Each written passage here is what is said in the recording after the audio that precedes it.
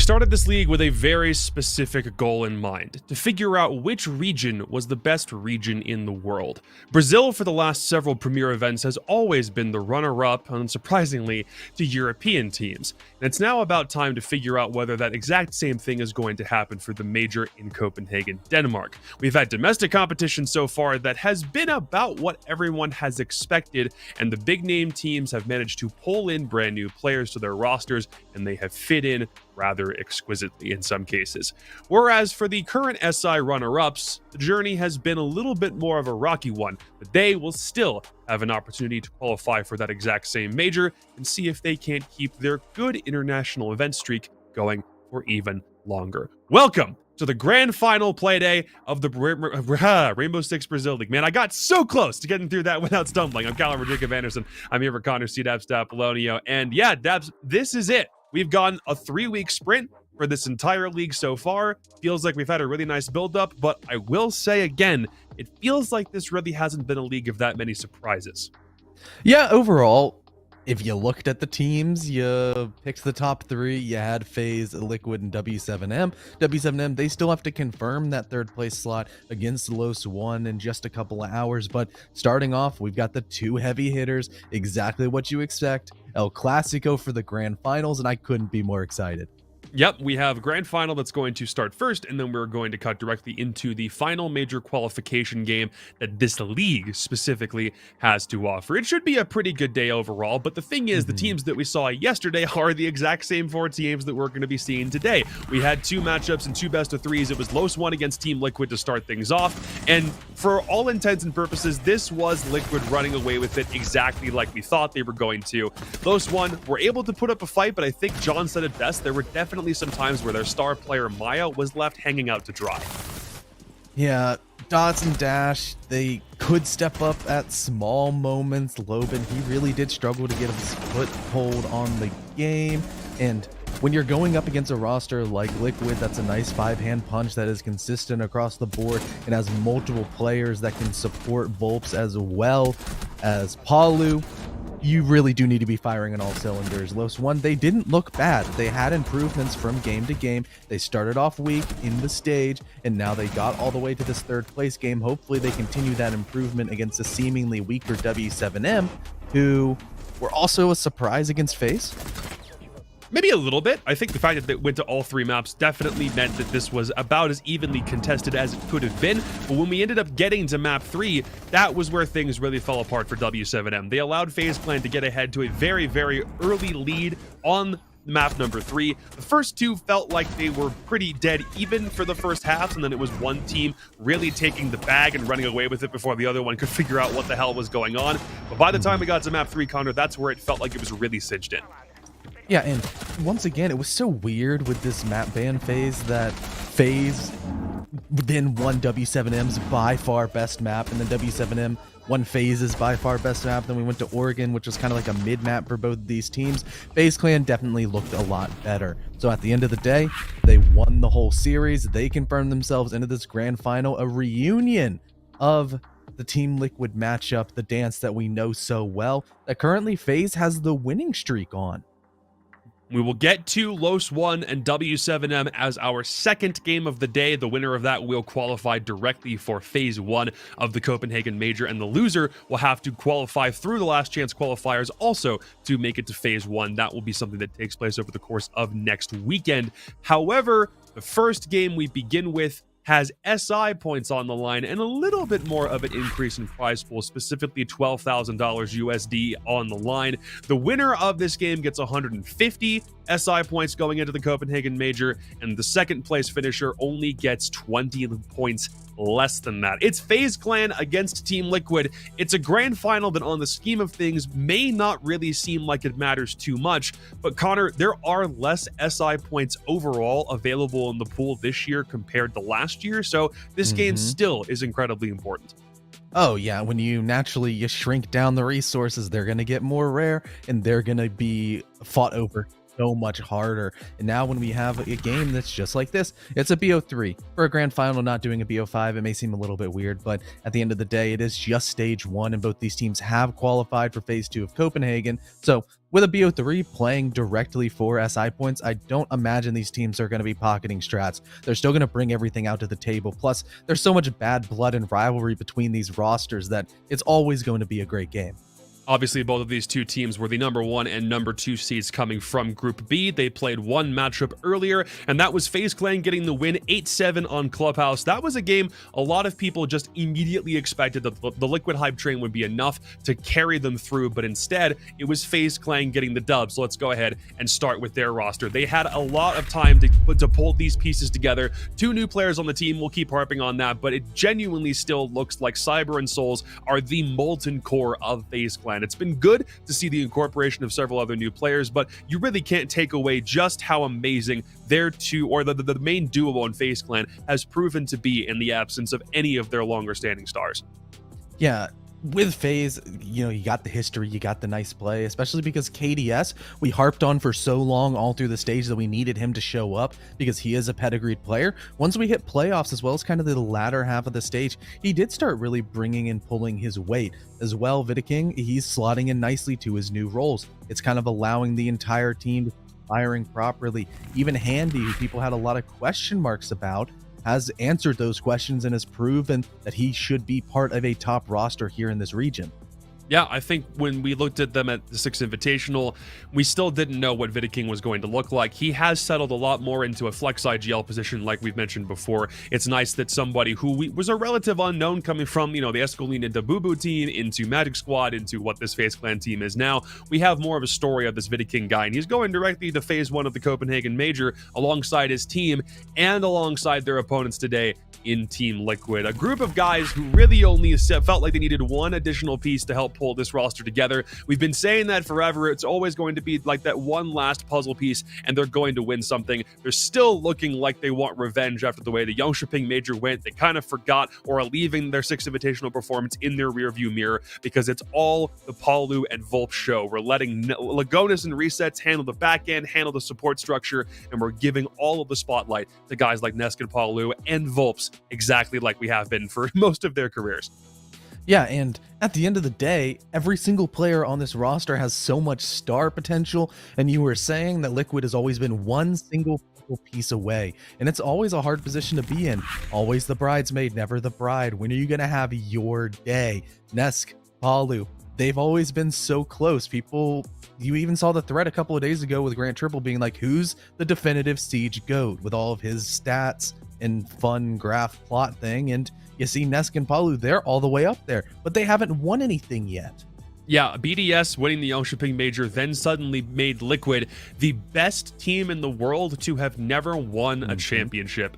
They obviously won a Pro League final way back in Season 7 Atlantic City, but how many players were on that team that are still on this team? One guy, that's Nesk. Palu still has yet to win a major championship. They've always had a chip on their shoulder, and a lot of people think it's just a matter of time. That time has been 4 to 5 years at this rate, and they still haven't been able to pull things together. But they are going to Copenhagen. They don't have to worry about that here. They're just trying to see if they can't lock in their spot for the 6th Invitational a little bit before anybody else can. So let's talk about exactly how they're going to end up doing that. Let's talk about the new guys on both teams first. Their new addition, Volp, specifically against Handy on FaZe Clan, look like the two best additions that any team so far has made this stage. When there were so many different roster moves that went around Brazil before this stage began, these two were the marquee ones we were paying the most attention to by game number 2.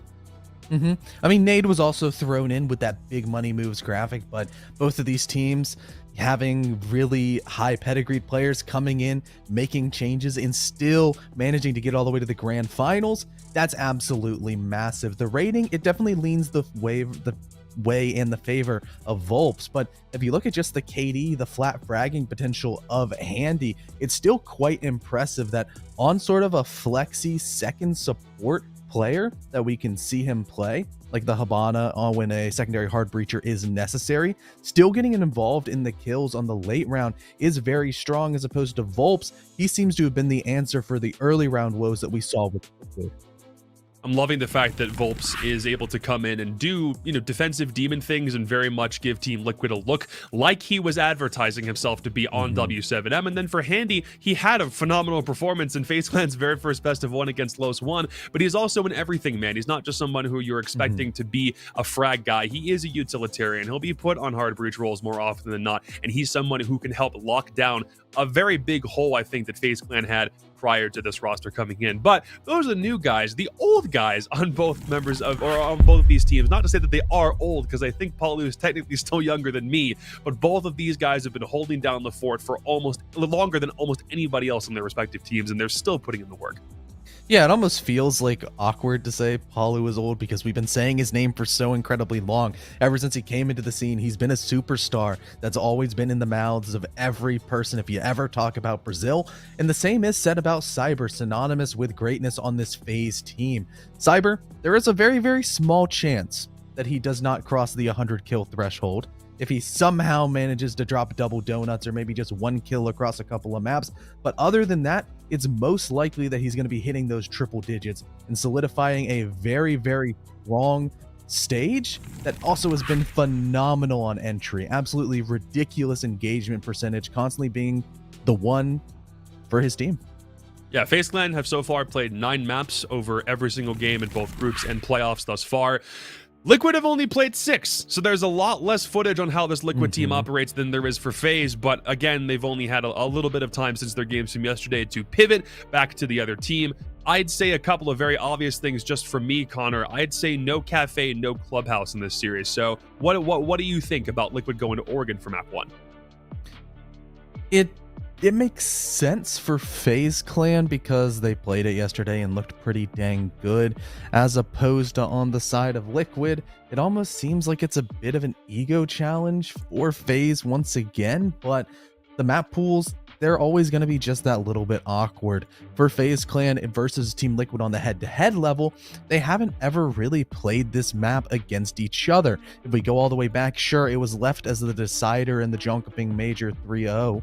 Or pardon me, 2-0, best of 3, that never did get played. As we go towards Bank, that's another map that's been played at least one single time, and it was a 7-0 for Team Liquid in Copa Elite. So we're going to a map that both teams won yesterday, into a map that we typically understand Liquid to be more dominant on, into, what are you thinking for map 3? It's either Clubhouse or Border at this rate. Do you think we see a Clubhouse after the way FaZe Clan played it yesterday? Like, does Liquid want to lean in that direction or no? I think it would be very, very fair and almost really exciting to go back to the Clubhouse. So we've already seen both of these teams play directly head-to-head and go to Max OT for the decider. But no, they don't want us to have fun. Instead, we're going to go to Border, which overall in the region, you would almost think that would be played more often than it is because of the BR6 and Brazilian playstyle being just a little bit more aggressive and Border being a more frag-heavy map. But we haven't gotten to see that much Border, so if we go all the way, still should be an incredibly exciting match. Well, this is the next iteration of El Clasico between Team Liquid and FaZe Clan, a rivalry that's been going all the way back to their early days in 2018. The only guy who would have still been on the roster from way, way, way back in the day when both of these orgs entered the Rainbow Six scene would have been Nesk, the old man. By comparison to everybody else on this team, is living through yet another iteration of Brazil's greatest head-to-head. Let's go ahead and talk to our casters about what we think for map 1. Hello, Gibson. Hello, Whippet. Welcome back to the Brazil League. This is the last game the two of you have on deck, and I'm actually kind of sad about that because you've been killing it so far. For the both of you, though, just out of curiosity, what are you thinking for map 1? We did see both teams go to this yesterday in their respective series. Liquid won as their second map against Los 1, and it was the decider that FaZe Clan ultimately got a pretty decent lead over W7M in before they closed that series out. So, Gibson, how do you see this first one playing out? Honestly, I don't like to be the guy that says it, but I have a real feeling this is going to be Liquid in 2. I think they take the first map, then they take their second. It's, again, I just think they're a little bit further ahead than FaZe in their development, and I think this map has got Liquid written all over it. Yeah, that's, I mean, I guess I'm the sole contrarian at this stage, but as far as we're concerned for you, Whippet, same idea? Yeah, I do think, though, this is going to be a 3-mapper. I think we're going to go and see this decided on Border. I feel that we might actually witness Oregon go in favor of FaZe, but I think Liquid can bounce back from that point. Just a hunch, but I went for Liquid again. I can't go against them. They're my favorite team in the region. Call me biased, but I think they get it done in 2. Get it done in 3. I mean, Connor, they were first on attack, second on defense, I believe, with FaZe Clan being, I think, 5th to 8th or something like that. So if we're looking purely from attacking / defensive rankings, do you think that's kind of enough for most people to sway Liquid in this one? Yeah, it definitely is. If you didn't catch it, I just started throwing on my blue jacket because I felt awkward. You were wearing red for FaZe, and I had to be the contrarian to your contrarian. But I agree with our Brits for once. This is, or we'll just say the UK folk, that is going to be a 2-0. And I think that they should be able to take away this game and have a whole lot of fun. All right, well, let's talk about Classico round 3,420 for a total combined amount of $12,000 more and 20 additional 6 invitational points. Whip it, Gibson. Go get it, boys. Thank you, guys. And this is it. 2 of the most storied teams in all of Siege history. 2 of the most storied orgs in esports history going head-to-head in BR finals. Whip it. I couldn't sleep last night with excitement for this one. How pumped are you? Oh man, when I saw our names pop up in the schedule and we had this matchup, not only was I excited, oh, it's a final of Brazil, what a time to be alive, but it was FaZe Liquid. This is a matchup that everyone looks at the calendar and goes, yes, this is going to throw up some fireworks. Both these teams are locked in for Phase 2 of the Copenhagen Major. However, pride, SI points, and a little bit of extra cash is going to be the driving factor this one, Gibby. We're in Oregon. I think this is going to go to FaZe. I do think Liquid will take the series from this point, but what you think they're going to get done in 2? I think Liquid are going to have it done in 2. They spoke a little bit about Volps in the pre-show. He's been the fountain of youth for the side. He's reignited the spark and Nesk and Palu. They've been playing phenomenal Siege. But I will point out one thing with it. Liquid took 1L this stage, and who was it to? FaZe Clan. It was FaZe Clan on Skyscraper. Mm-hmm. So these sides have gone head-to-head before. So we're going to kick it off on the site that you always like to call a gimme. When you're playing on basement here, you gotta win it. And looking at the defensive lineup that they have, you've got Azami. That's going to be really difficult to deal with. But the big one for me is Lagonis on the Oryx. How much of a nuisance can he be on the delay game here for FaZe Clan? But to me, it looks like it's a standard entry push from FaZe. Looks to be a little bit aggressive. They have Vita King on the Ying, so I think they're going to try and take control reasonably fast. At least that might be my interpretation of that. KDS outside of main door will likely just open up that double barricade by main door and hold on control. And well, FaZe, they have so much control for free and a great drone instead of Elbow, and that's going to be handy holding up. Now they know Elbow's clear, they've got to worry about Pillar, and that'll be Cyber's job at the time being, and Nate will clear that barbed wire. They'll set a second one deep to clear the player on highway. And Vatican gets the opening. Lagonis is first to fall with the trade from Paul, who sings wide, reads into it perfectly, and while FaZe collapse and get 2. Elbow's been taken complete control of, and Liquid left at a 4 versus 2. Resets finds one the KDS, and very early we have an absolute brawl between these sides. Paul, who's stuck between a rock and a hard place, is going to be Vita King that sends him to the ether. 3 versus 1 resets. He's acting as a reset for his team, finds one head, looks for a second, he gets it through the wall, but it's going to be Vita King, calms the nerves. And FaZe get themselves a very rapid opening round on the basement of Oregon, which you mentioned, I alluded to, sometimes with teams, this can be the gimme site. What, 75 seconds in the first round of Brazil, and FaZe Clan have already won it by taking down all of Team Liquid. Are we back in 2019, 2020? Is this the old Brazil that we're looking at right now with the way this one kicked off? I would not be complaining. If this is the Brazil that comes out at absolute breakneck pace, I am here for it. And I have a feeling the tempo of this game is going to be quick. Liquid have a pretty good habit of early round dominance so far with this new roster, being able to control those first couple of engagements.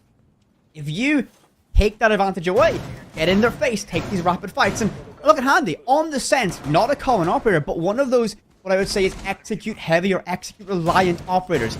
Goes 6 away from it, fortunately.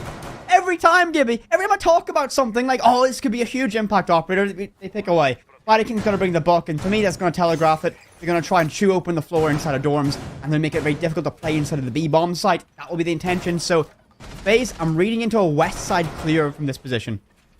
Yeah, and it's almost full attacking lineup change. The only operator staying the same is Iana, which you'll probably see in most attacking rounds every single time that FaZe Clan are going to play anyway. So, we're getting started in this round. As you pointed out, you think it's going to be a full clear from the west side of the map. So in order to do that, you got to take control of in and around kitchen and dining. Make sure that you control that side of the map so you can control White Stairs. Vulps will hold over by Big Tower, trying to get that early spawn peak to maybe get some momentum on their side, but as you pointed out, nobody spawned in that postcode. And by getting double window open here as well, but you're also making it just a little bit more difficult for those defenders to rotate up White Stairs and rotate in towards Hobo if there's not a player there already.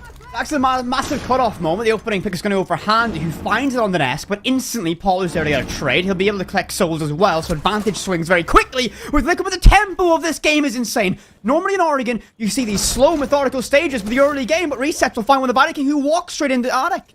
Just like that, 3 versus 2. We're a minute in, Gibby. A minute into this round. It's a 3 versus 2. Liquid hold it now, and if they just hold these key positions, they can stop a lot of pressure. Cyber stuck outside of White Stairs, can't do anything from that position. Nade from KDS should be good. Toss deep, doesn't arrive. So he was hoping that one would have connected, but they regroup and restack, ready to take trophy. But this player inside of Attic is going to be a massive problem. Yeah, you gotta clear Attic, so Cyber's being put under a lot of pressure. He peeks again, but behind the boxes, the head will not be revealed. There's KDS, though, getting one onto Vulps, bringing it back to a 2 versus 2. Cyber gets another one on the resets, and KDS takes down Lagonas. And just like that, FaZe rapidly pushed to a 2-0 lead. Well, but if this was NAL, we'd still be at the end of round 1. I mean, if this was NAL, we would have probably, it would have been a long, every second drawn out, 000 plant, you name it, it would have happened. But FaZe have just decided we are going to go absolutely rapid. It is so fast, so aggressive, and Liquid don't have an answer.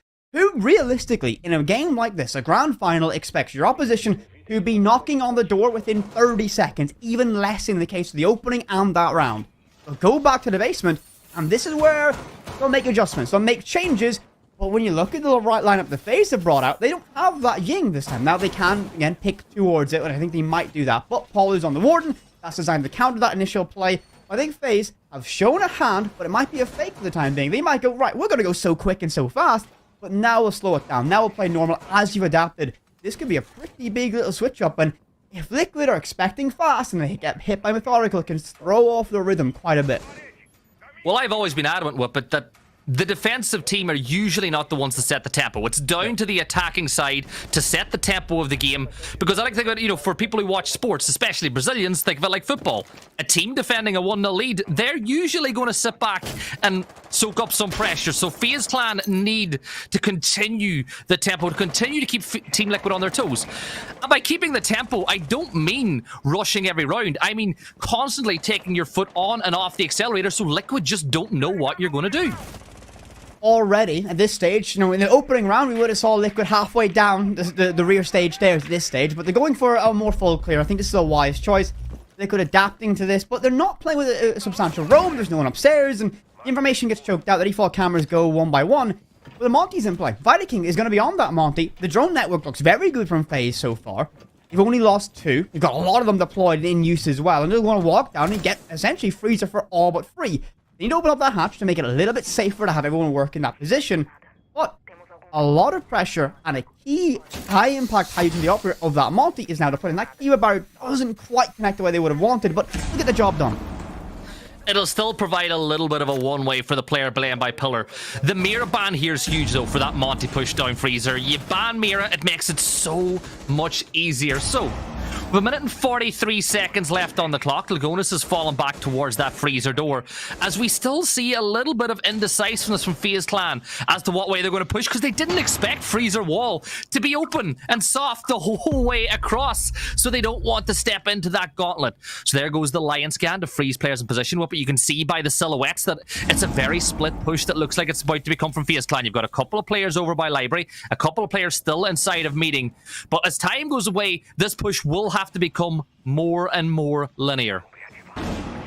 Just over a minute to work with 60 seconds and change, and no opening engagements yet. This could be a very key moment. One player phase of rotated down towards Bunker. That's going to be the Monty. So the Monties went all the way from Freezer, now inside of Bunker, and they're redirecting this push. Cyber creeps down Laundry, but the Beeper's going to give away that position. Handy finds the opening, and that's going to be on the Nesk. You lose your Omai, and you might lose someone else deep inside of Freezer. KDS finds one of the Volbs. Handy finds a second. Delagonas, and well, one by one, they could begin to fall. Paul, who gets aggressive, but can't find one to Cyber. And it's going to be bit by bit. FaZe collapse on Liquid, and they take Oregon one by one in a flawless round.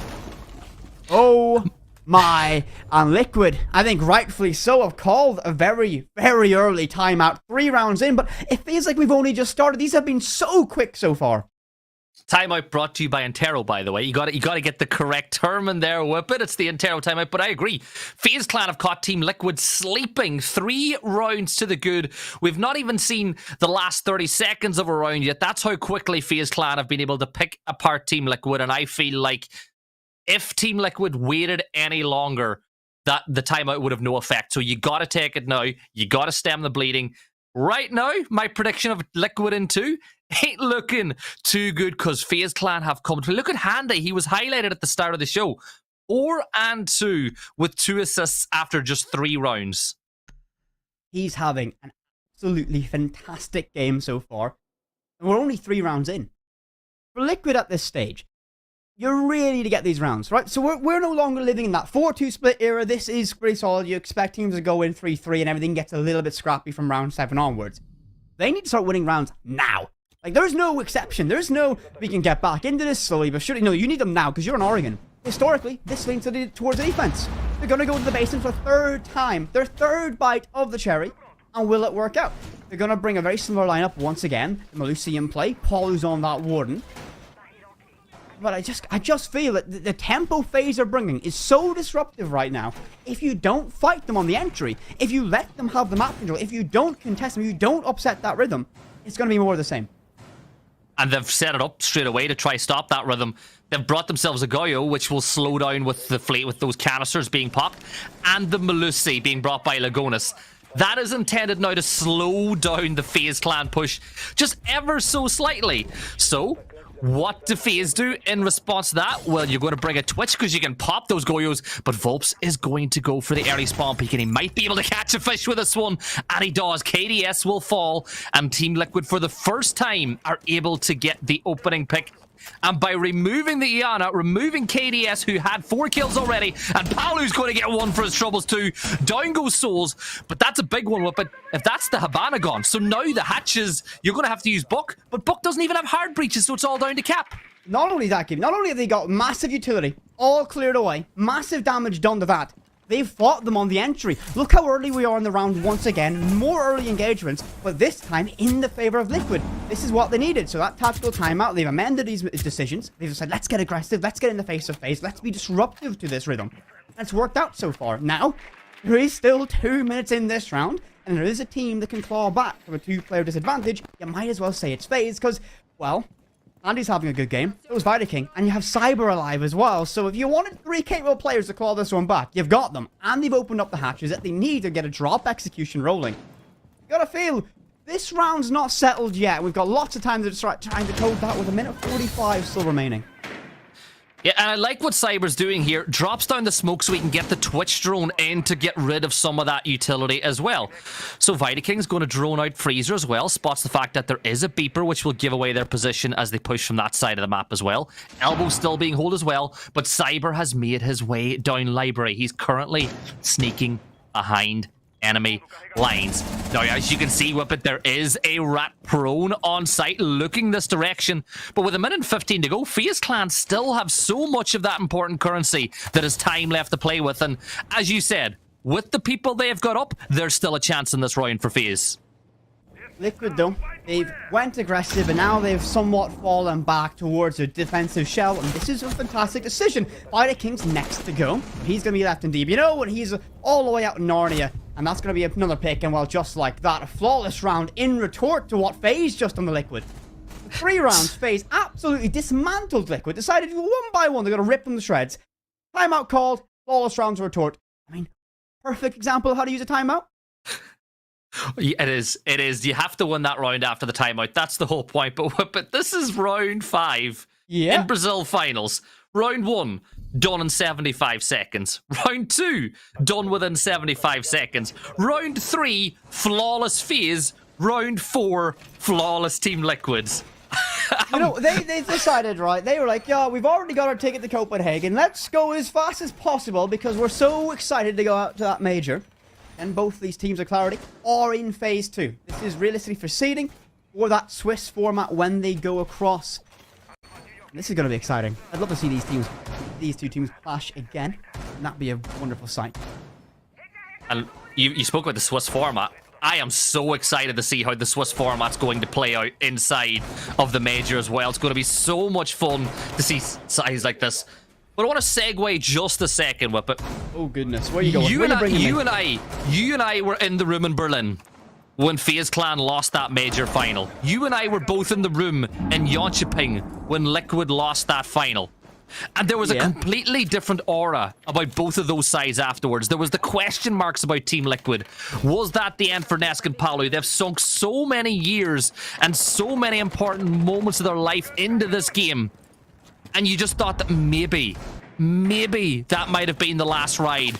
But they've come back strong. They had a disappointing SI. They've brought in Volps. And they've been fantastic all stage long. Like, you know, FaZe Clan, on the other hand, there was people questioning the roster moves that they made. Some people thought maybe they'd made a mistake. But here they are in the Brazil finals, proving people wrong, and they've come out of the traps running.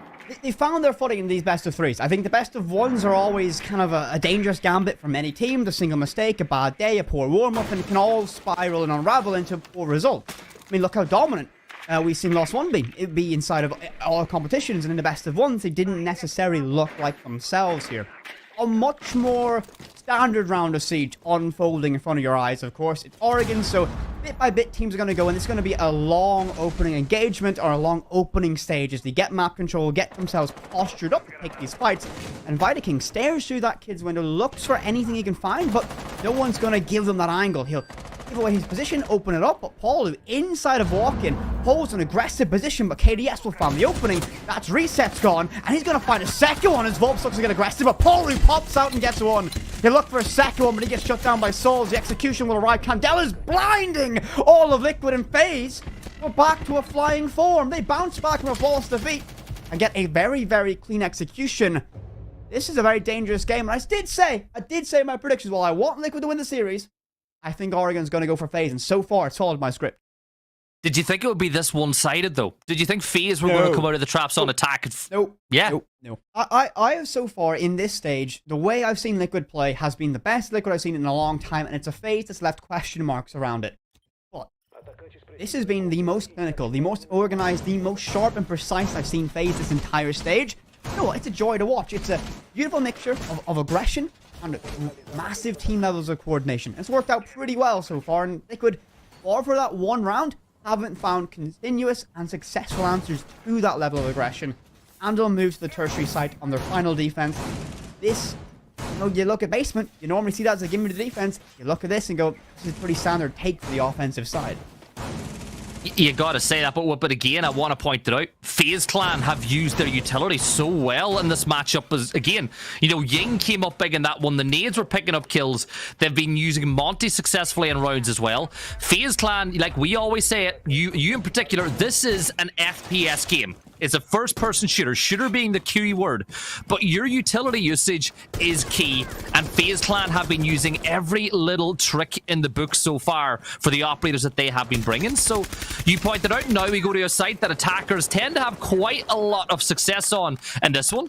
And the way that they build that success, well, you take the top floor, you take small tower, you get some verticality in play, and you force those defenders to play externally outside of the site, which gives you an easy tick. So Nesk now, playing in this position, will need to play his life. But the big problem for Nesk is the Monty Whippet. No, there's no captures, Gibby. There's no captures. There's no ADSs, there's no Amidis. So those nades are going to be brutal on this position. He has the keeper bars to give himself some cover.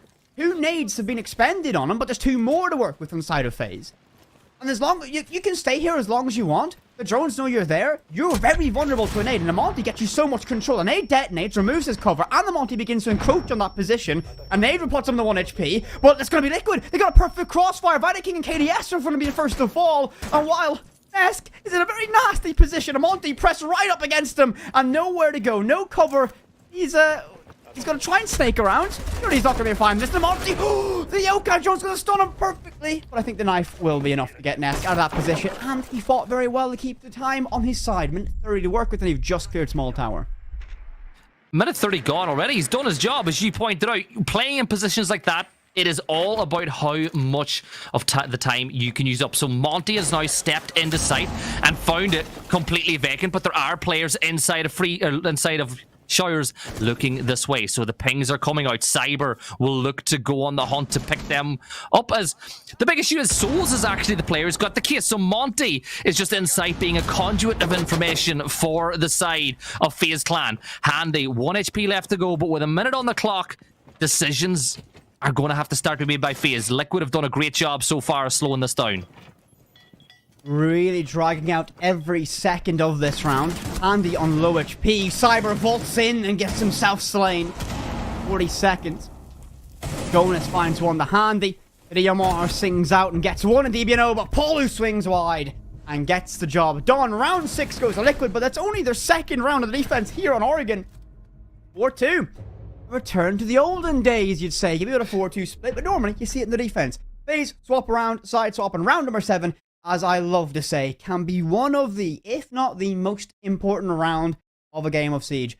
It is that conversion. It's that time to change the tempo. Liquid are going from being reactive to what FaZe are doing to setting the tempo, being their own kind of coordinators, the own directors of the symphony. And this could be huge. Will they go aggressive, or will they go for more sensible, structured approaches? FaZe go to the basement first.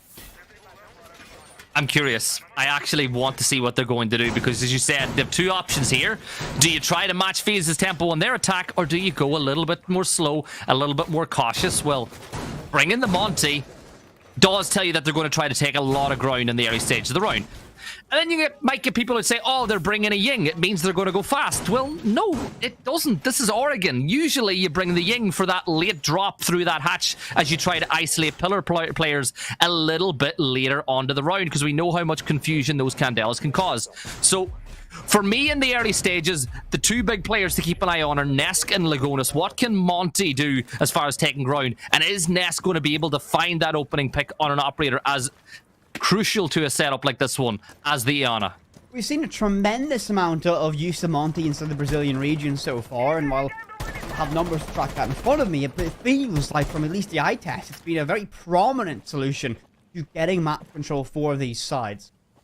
It does look like it's going to be a little bit more of a standard bit by bit take, that you're aware of the threat inside of Big Tower, and that could be a difficult thing to clear. You have someone lurking in T2, good go network, you know it's there, but look how much control they've got from that western side. They're already all the way deep inside of Kitchen, knocking on top of Freezer Stairs. The one big threat is if there's a garage or if there's an attic rotate, you need to deal with that player in tower. Otherwise, this entire mid floor gets a little bit dangerous, that potential flank. But there is no rotate, so they're pretty safe for now. I need to find this player who's likely going to be lurking. Well, it's Cyber, lurking in the stairs. Stage. It gives away his position a little bit too, as he's spotted by the drone. So he pre-fires in the meeting, hoping to potentially catch someone through the punch hole. And now Volps will just step into Big Tower, meaning that cannot do that anymore. Jaeger can't play as aggressively on the stairs because Volps is in that position. He's going to hold the angle as now Monty begins to push in as well.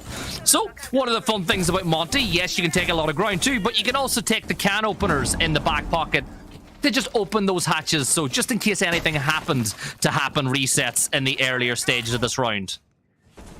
Can opener will crack open hatch inside of Freezer. It looks like Lagonis will be the vocal point of that push. As I said, he rotates deep away from it. Lots of options, lots of avenues for Liquid. No engagements yet, but is Oregon. I'm really surprised about that one. We expect it to take its time to get to that exciting final 45 seconds. X-Kyro's pellets destroyed by KDS. Give him a little bit of time. The Monty spotted creeping down backstairs. The keeper barrier means it's difficult for people behind him to make these engagements work, but Cyber's running out of space. He has one of those Goyo cannons just to pop if he feels that pressure. Vita King takes a beating and left on 1 HP. Cyber gonna attempt and swing wide. And A goes off, but he should get traded. Doesn't even get one. Bobs finds the opening. Goyo's gonna burn away. That's 10 seconds that you can't push from barrel. The flashbangs will do nothing. It's a Warden, and Souls will find that opening to trade back onto Nesk. 4 versus 4, 35 seconds to go. There's another Candela, but once again it's Warden in position, but he steps up and misses the shot. So Warden still playing inside of elbow, but with only a little bit of HP to deal with. And now Monty can begin to oppress. He forces Vita King back in through the breach. So Vita King steps in towards Laundry once more. He's going to hold from this Harry Potter counter. Palu stepping in 13 seconds. The case is going to go down right on the door handle. KDS swings around. He takes down Volps, and the case is prevented from going down. 5 seconds to go. KDS clutches out the round for FaZe Clan. And well, it has been so good on the defensive side, but KDS really pulled that one out of the bag for a side. Huge individual effort to get that one in the bag. FaZe look to be near unstoppable so far here on Oregon. I guess for us who want to cast these two teams as long as we can, thankfully it's a best of 3. Complete control from FaZe so far. Not really aggression in the defense, but it's just that patience, that structure. They're waiting, they're letting Liquid take control, but when those fights arrive, when those early engagements happen, they're going to win them. They won them every single time. It's a difficult one. Difficult one for Liquid so far. We'll move upstairs. This site's a little bit easier to attack and break down. You want to hope they'd get it. Imagine they could do so. You hope so. FaZe Clan win this next round, and all of a sudden it's match point. You know, Scary. risking. That's scary, you know. It feels like we've been only casting for about 5 minutes, Gibby. Well, I will say this. Again, we were in the room when Team Liquid famously got beat 7-0 by W7M. And then came back. They came back and managed to win the next one. So 5-2 to Team Liquid at this point. Not really something that players like Palu and Nesk are going to be faced by. Even Lagonis, or some people like to call him Lagotinus. They've been around for a while. They've been in these scenarios in the past, and it is a best of 3. You can lose maps, and for FaZe Clan, with it being a best of 3 as well, you can take more risks. That's what I love about this format, because I feel the best of 1 format leads to more cautious siege. When you get into best of 3s, you can try something, because you lose map 1, well, you've still got at least 1, maybe 2 still to play. I just figure out the least interpretation of what FaZe try to do. Looks like a primary west side execution. One player will hold or rotate and cross all the way out by bus, and Paulu will be the primary vocal point of this execution. Resets uncontested towards Big Tower will open up this angle, and that's going to be an active threat the FaZe need to worry about at this stage. You've opened up this entire position, now you got to feel that pressure. A very spread out Liquid so far, but they're getting a lot of map control for what is essentially free. They're walking in the master bedroom. Trophy doesn't look to be that held. No head holes on the attic wall as well. But Cyber in small tower is cooking. He wants to go for that run out, and he's waiting for the perfect moment to do so. Paulu can't stop him, and the moment he hears that someone's either on that master bedroom balcony, I think he's going to bait for it now. No one's there. He went fishing, and no one's going to bite on that bait. He'll retreat back to site, and a long way he has to go. ED1 goes out from the Lion, and Handy finds the opening on the Volps from that breach.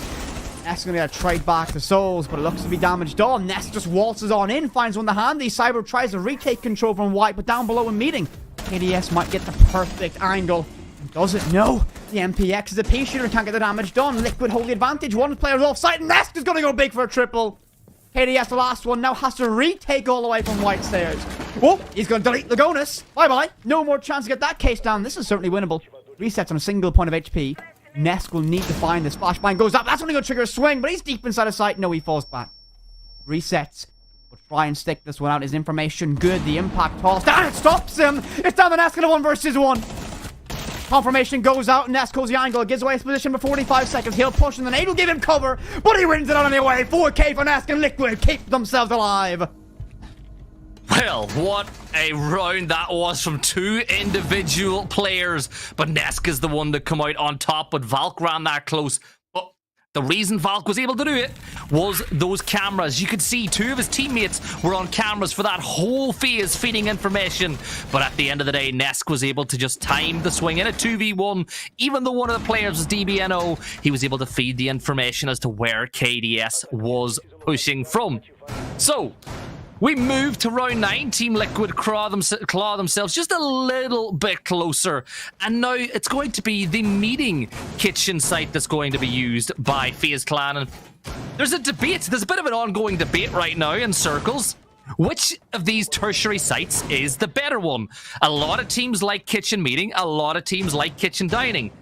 Honestly, I think both of these sites are valuable options to defend, provided you do it the right way. When you go to kitchen meeting, though, that attic hallway and Big Tower become vital pieces of territory. You talk about the front line of warfare and, you know, where you want to draw that battle line. If you're FaZe Clan, I feel like if you give up Attic control and you give up Tower, that is a massive, massive win in the round for Team Liquid if they can go ahead and do that. Big thing I'm looking at is that round's going to revitalize a little bit of Nest's energy. Finds a 4K. Difficult 1v1 to win as well. Typically, you see teams bounce back from that. Souls is to do his best impression of Croxon, Spanish player that loves to fight instead of lobby. Listen, Gibby, every time I've matched Croxon in ranked, I've slammed him in that position. He's never got me once from his lobby peaks. Never. Because I just know he's doing it. No success, no imitation of that one this time. The most minor reference. Oh, Handy almost getting his feet taken from beneath him, but it's genuinely one of the most niche references I think you've ever said on a cast. Talking about Croxon, who played Spanish Nats and a little bit of Challenger League. But yes, he did like to play that angle. But now we got ourselves a little bit of a tense battle. You've got Handy holding the angle inside of maps. Which of these players is going to breathe first? The Volps, of course, we talked about the impact that he has had. Souls is holding the cross as well, so even if he does step on out, one of these players should be able to get the trade back the other way. You look at the silhouettes off in the distance, everyone else beginning to push from across that west side. Souls gets the map store completely cut off from by his teammates, so he can only rotate back down through basement. But that means that Volps now will maybe step towards Souls. Oops is in a scary position. Worse so for Paulu. He's first to fall. UMP rattles off in the distance. Souls will fall himself all the way back. Volps to get slain by KDS, waiting inside of Split. Actually, gets him from Zulu. Minute left to work with, and Liquid down by 2. Need to find that option to this one, but they've not really had much control. A tertiary site, you'd imagine, would be the primary engagement, the primary kind of chance to get themselves to within that one-round striking distance. Hasn't went their way. You're going to need someone to stand tall. Will that be Nest? Will it be Lagonis? Players you'd look to in these moments. 45 seconds. No real control. And the shotgun blast Lagonis to the next week. Now down the Nest and resets. He'll creep around. Get one. Vidaking slain. No direct trade at least. And the hatch is going to be a beautiful opening. Nest finds a second one. One player in low inside of Split as well. That will be Cyber. A slow crouch walk to get himself inside of Checkers, but upstairs the vertical will be a problem. But no one's watching it as KDS gets flashed out inside of Kids.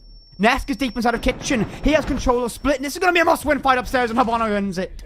15 seconds, and Liquid are back in this one. Cyber needs to win this and gets it done.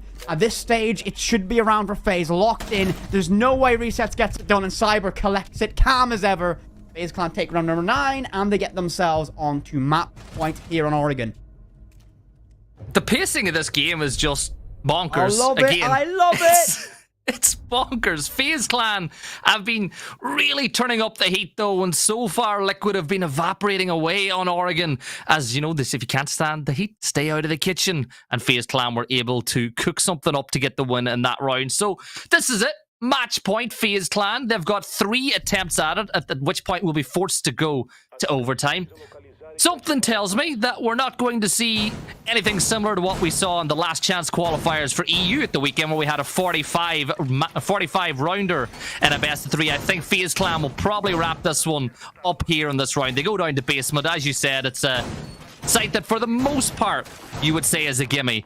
And you look at the operators that FaZe Clan have taken. Again, no risks whatsoever. You got smoke for elbow. Smoke being combined with that Goyo, with those canisters, will be able to slow down so much time. And then the Azami just creating these puzzles and creating these one-way lines of sight that are just going to be so difficult for Team Liquid to push through. And again, you spoke about Monty and his pick rate in Brazil. It seems to me like Monty gets picked 2 times a round in Brior. Never mind 2 times a game. And Lagonis is going to bring him. It's a punishment. It's an absolute punishment for us. Right, so there's a lore here. Me and Gibby have had some long days in the Power Studio with a Monty in play. And it's been quite nightmarish. It's so burnt in my memory how long we had to sit there because of a match point Monty. It's a thing. It's 100% a thing. It's So we have perhaps a personal distaste of the use of the operator. Again, we can justify it in reasons. Cyber is going to jump on out, try to look for an early engagement. Nothing goes his way. Only gives away his position, but he's safe to fall back. No one's holding that cross. As you wouldn't imagine at that early stage someone would be able to do so. He looks to be wanting to get very aggressive. The rest of FaZe doing that as well. Perhaps sensing blood in the water at this stage. 2 minutes remain. Lots of time for Liquid, but this is going to be a very slow and methodical round. They do not want to make a mistake because, of course, up your screen. Match point for FaZe. Match point, but again, it's a best of 3, and this is FaZe's map pick, so if FaZe go ahead and win this one, Liquid will not be too annoyed, but the manner of the defeat might be the thing that could be more distressing if they don't manage to get another round or 2 on the board. So, what's happening right now? Couple of Liquid players beginning to prepare to push down through that opposite side of the map towards Laundry.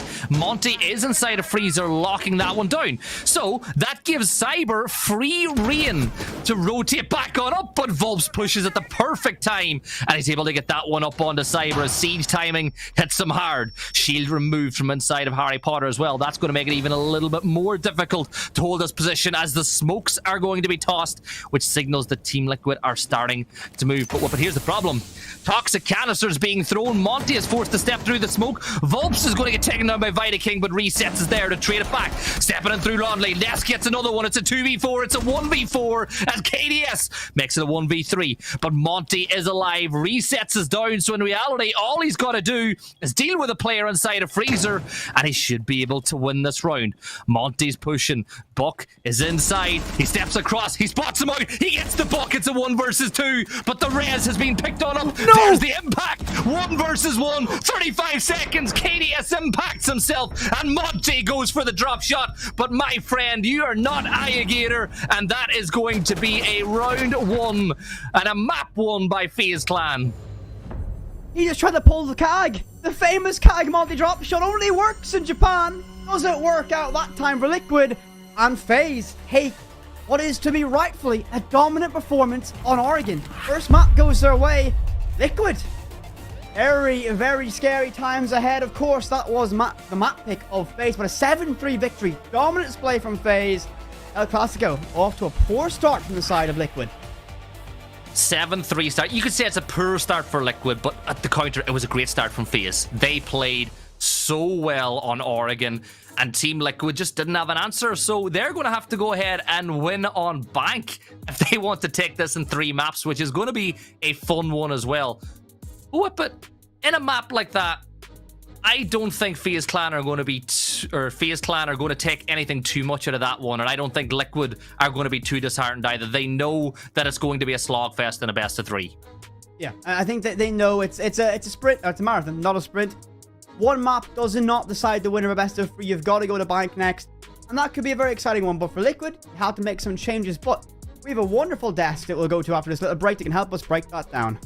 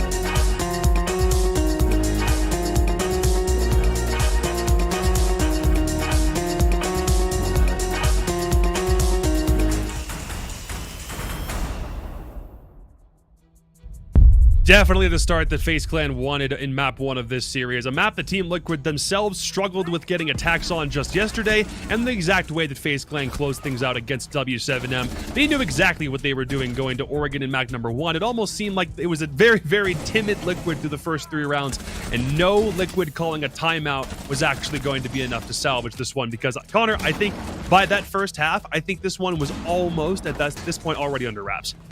Yeah, FaZe just looked so much stronger on the attacking side, and it was just too much of an uphill battle for Liquid. All the momentum in the world couldn't save them. Sure, once again, a Liquid timeout was just that little bit of magic. As soon as they got a chance to really slow down, talk it out, they immediately bounced back with a flawless victory. However, that was kind of the only one. At the end of the day, it just kind of still went right back to the momentum of FaZe Clan, where they looked so good. They got round after round after round, even after impacting themselves. It almost seemed like impacts were a ridiculous theme of stopping plants and winning rounds. But KDS was on one, man. Yeah, it's peculiar nonetheless. Yeah, but this is so far Liquid's worst map that they've had since adding Volps to the team. Not the start that they wanted in this series. We do have to talk about KDS, though, because he had that almost 1v3 clutch that had impact. He killed 2 people, essentially, with impacts and 1 round on defense, and then just 2 rounds later comes back, finishes with a 1.83 after clutching up yet another one of those 1v3 scenarios on Laundry. That's insane from a player who we've been looking to wake up for several games in a row to have a performance like that, where he's able to have a 16-5 game, and Cyber doesn't even really need to do that much. Yeah, for KDS, it's the reverse avatar. When his team needed him most, he appeared. He didn't vanish. Cyber, maybe he did just a little bit, but KDS was there to pick up the slack, and the only real numbers that matter for any of these players is that scoreline next to their team logo that they're repping on their chest. And for FaZe Clan, now they come out and they've taken a strong map. So for Liquid, if you think Liquid's gonna win, we're gonna go to Border, and that's gonna be really interesting. But for FaZe Clan, there's still no slouches here on Bank. They're not slouches, but this definitely is Liquid's comfortable territory. In a best-of-3 scenario, you're not going to be able to take all of your bad maps and your opponent's good maps out of the pool all the time, unless there's a situation where your map pools really are congruous with one another in that way. Something like Oregon was always going to slip through the cracks. We did see how Team Liquid, it took a long time for them to just win 2 attacks against Team 1 yesterday. That enabled them to get that 2-0 series win, but now it will be different as they head to Bank, which again is a map that we see in Brazil most often because of Team Liquid, usually more often than not. Gentlemen, welcome back. That was not the way that Liquid wanted to start, but do we still have confidence in them going to Bank and then going to Border later on that they can still take this series? Whip it. I'm not going to go against Liquid. I said I think Oregon's going to be a rough map for them. So far, my script, my predictions still go in the plan, so I think they can get it done still, but it was a very timid Liquid that came out of the gates, and that does concern me. Gibson? I agree with Whip, but I said it was going to be Liquid in 2. I was completely wrong, but maybe I could still be right with my prediction. I know that there's 3 people in these boxes who really want our predictions to go our way, and I think you are, as I said, the only one in the room wearing FaZe colors. That was, in fact, intentional, by the way. Not that I'm even necessarily going for the FaZe curse in this case. This isn't a YouTube bit. I swear to God, that's not what this is. But it is going their way for the moment. Connor, if we need a map 3, like, we can look ahead to the future a little bit, because I think a lot of people just immediately assume that in spite of FaZe Clan being halfway decent on Bank, there still is more of an advantage toward Liquid. So if we need a map 3, what do you think about them on Border? Does it matter how this game goes first? Like, if it's a 7-0 for Liquid, do you think that there's not anything that FaZe Clan can use as momentum for map 3? How does map 2 need to go? Map 2, I think Liquid do need to bounce back as strong as FaZe came out on their own map choice, because even looking at the map ban data for FaZe Clan on Oregon, they were 3-3, as opposed to Liquid, they were 10-1 on that map. And FaZe Clan slapped them around. Now this could be a very similar story where FaZe Clan, they're kind of meh on Bank. Right now they're 4-7, as opposed to Team Liquid, they're currently 3-2. So It should, in theory, once again swing the way of Liquid statistically, but FaZe, they seem to have done their homework. They seem to have done their prep. They understood where the battlegrounds are going to, and they could sneak this out. Liquid need to bounce back strong, or else we aren't even going to get to border. Yeah, this is the 33rd time, I think, we're seeing Team Liquid and FaZe Clan play each other across their history in both best of ones and best of threes. So in this version of El Clasico, we'll head to Bank to decide if FaZe Clan are suddenly our Brazil League Grand Champions for Stage 1, or if we need a Map 3 to figure out who takes those 20 extra SI points. We'll come back with Map 2 after a short break. Don't go anywhere.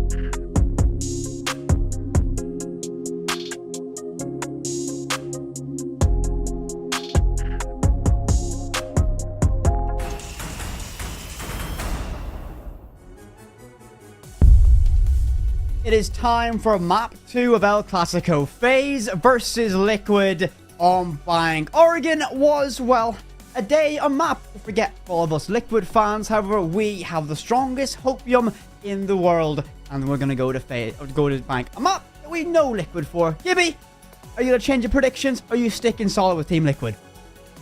You know me, I never change my predictions, even if I give you an out. I always give you an out, and you always say, nope, never. You always extend that branch to me, and I'm like, nope. You gotta be true to your word and give credit to the team that wins, even if they were against it. But we're going to look at the operator ban so far. He isn't okay, so Ying will be allowed to pass through once more.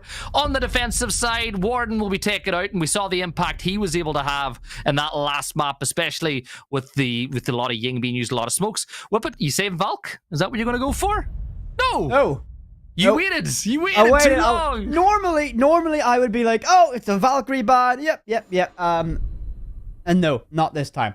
Smoke ban is... I'm a fan of it. I actually think a smoke ban really changes up a core dynamic of how a team plays. Think about this, right? A lot of teams, you want to have a smoke. They use that plant denial, obviously. But it's also that shotgun. It's also that site setup. And that changes compositions a fair amount. So that ban could be very impactful. Not only do you lose those 3 canisters, but you lose, well, the perfect hit for every SMG11s, everything you want, no matter what engagement it is. We'll see. Coming out. Vob's going to grab that pulse, which I think is going to be a key to this one. If it becomes utility dump execution down towards CC, he'll play in gold. And pretty standard lineups all around, but I'm always excited to see enough we picked away from it. And but you were just talking about the impact that smoke has. Yes. Look at the site we're playing. What operator is really damn good at holding back a push-in through server on the site? I think it's going to be a Jaeger shotgun, because I know that's exactly what you're thinking about. You're not fresh. but yeah. What? What? Fresh is an avid enjoyer of the Jaeger shotgun. I've not been in the stack. Listen, I've not been in the stack for a few days, and I've not heard of it about this new technology. He's an enjoyer. That's all I'm going to say is he is an enjoyer of that technology. Looking though at the way FaZe Clan are going to approach this one, it does look like it's going to be a full map clear. Get up on the top floor. Make sure that There's nobody playing in particular around Janitor, because you know sometimes teams like to be sneaky, keep a player in Janitor, and then the minute teams try to get some of that office hatch open, then they will strike with that dagger from above. Looking at the way that Team Liquid are going to play, they do have a player playing on Marble Stairs, trying to keep pressure on the top floor to keep KDS at bay for as long as possible. But you can see that intel's being used with it. The red ping is coming in. They know where the defenders are, and Handy's getting involved in that first gunfight. As over by Elevator, we've got Nesk, and Nesk has the perfect kit to drop down through that hatch and open it up if needs be, if the pressure becomes too much. This is a really key fight for Ness to win. Again, he has positions he can move around, but he needs to keep himself alive in this engagement. At least take one player with him. He has dropped. He has fallen back. A wise decision, in my humble opinion. The hatch is open. The hatch isn't the most direct avenue to sight. It does put some pressure on, but it looks like for FaZe, the primary vocal point of his execution is going to be down towards server. The hatch in CC is open. The open area hatches are open. All going bit by bit through the checklist. Slowly but surely getting that map control. Volps down below can relay all this information once they enter his range. I am curious, as Handy still lurks in a lobby, if they're going to set up that backstab with Hibana. Still worried, though, because he knows it's Oryx. And you got to kind of keep somebody there for that late jump up through again. So I want to see the black stab. I'm with you on this one. I want to see them drop down through that gold hatch a little bit later in the round, like the impact we saw earlier. Cyber's getting the opener, though.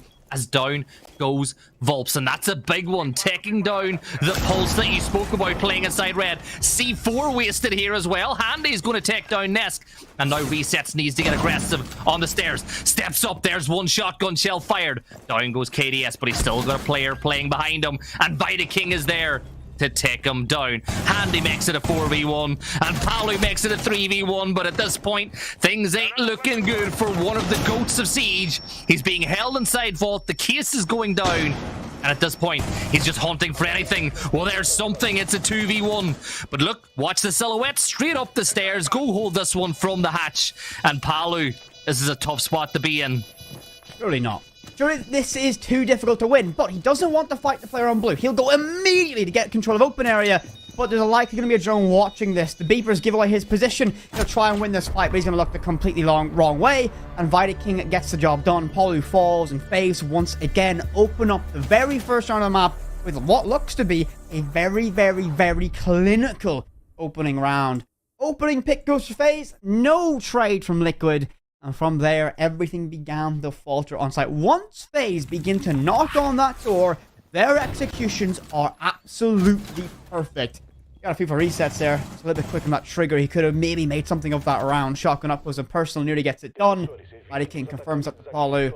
FaZe, I think this is good. I'm going to stick with my prediction. I'm going to stick with it. However, I'm getting scared. It's round one, that's fine. It'll be okay. I don't want Jacob to be right. Okay. It's the pride of Europe, Gibby. The pride of Europe. We can't let the NA desk host be right, can we? Have we adopted Connor? Is CDAP's an honorary Irishman for the broadcast? He's Irish. You named him on St. Patrick's. We had the cast on St. Patrick's Day, and you made him an honorary Irishman, so we hold on to that today.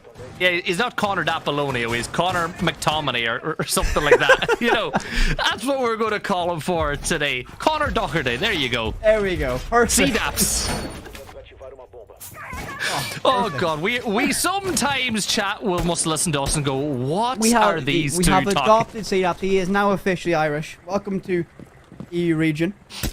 We have a hammer, currently. So you keep saying. And I think a lot of people know that too, but we're not talking about the hammer right now. This is about BR6. And honestly, two titans of the scene going head-to-head. And here's the thing, Whip It. As an org, FaZe Clan, they got a major. Team Liquid, even though people will argue that Nesk and Palu are in the GOAT conversation, I'm a strong proponent for that argument. I love Nesk and Palu. But Team Liquid, they don't have that major title. Yes, as I said, they won something a long time ago, but it wasn't a major. No, it was a Pro League final many moons ago. I think it's pretty safe to say that, at least for Nesk and Palu, the Crownless Kings still moniker that they will be likely or wanting to shake as soon as possible. Cyber finds the opening pick onto resets. Huge opening, a long angle established as well, deep from South Teller, all the way in the sight via that rotation. KDS lurks as well. FaZe in complete control very early. They could have one player of holding that presence upstairs. No engagements are occurring, but again, FaZe has so much time to work with, and this is going to be a very tricky fight to win. KDS needs to win this for his team. I think Liquid are going to back out of that one. Somewhat uncharacteristic, but Vobs pops over, and gets on the Cyber. Gets us level. Minute 20 to work with. This is huge. Handy got away scot-free there as well, or Handy didn't actually get the refrag. I was going to get away scot-free. He let them get away. It's a 4v4 again now as Handy's still in that position. They're still trying to push over as now the clone will go hunting to see if there's any defenders still playing on site. This is a fun one. The longer that Soul stays out by that window, and the later, oh my god, Viking, nice shot on Danesk. That's going to be a big boost to their chances in this round, but you stay with Zofia on that window and you push in really late whenever Palu and Volps are distracted by the players pushing through Office, and that could really open a big opportunity. And Palu, well, he is going to drop down below, but he's going to maybe try to get up to a little bit of something bold later in the round. A little bit of tomfoolery, you could say. 35 seconds. Could be high impact as well. Hold a Nitro Cell in his back pocket. FaZe Clan in a good position. One extra player. They might make this execution stick. It looks like they're going to try and walk themselves into break room. Palu disconnected from his team. Andy going to be the primary engager. He needs to win. And he's going to get caught out napping. Palu sprints up the stairs only to be handed to death by Handy. King will stick this case. No one can contest it, but Vobs gets one of the souls. Coverage needs to be good from Handy. He looks the wrong way. They cross in and King falls. They're going to try and get this counter defuse. The coverage needs to be absolutely pinpoint perfect. The suppressor will mask his coverage at the right time. But it's going to be... Oh, the timer.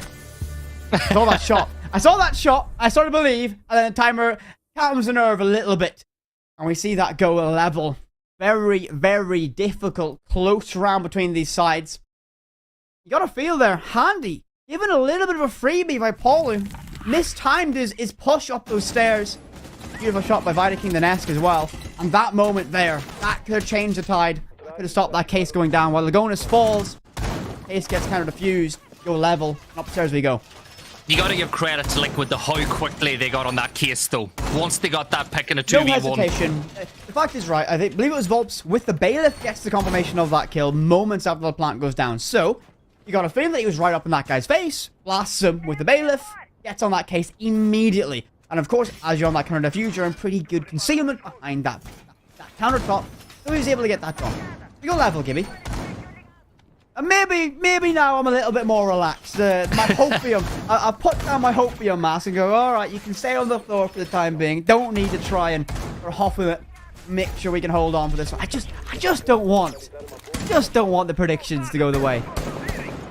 Well, it's the first time in this series so far that after a round has been played that these sides have been level. Because in the first map, FaZe Clan rushed into a 3-0 lead and Team Liquid just never really recovered from that one. So for Team Liquid to bounce back after another opening round loss the way that one happened, can only say good things for them, but FaZe Clan have been...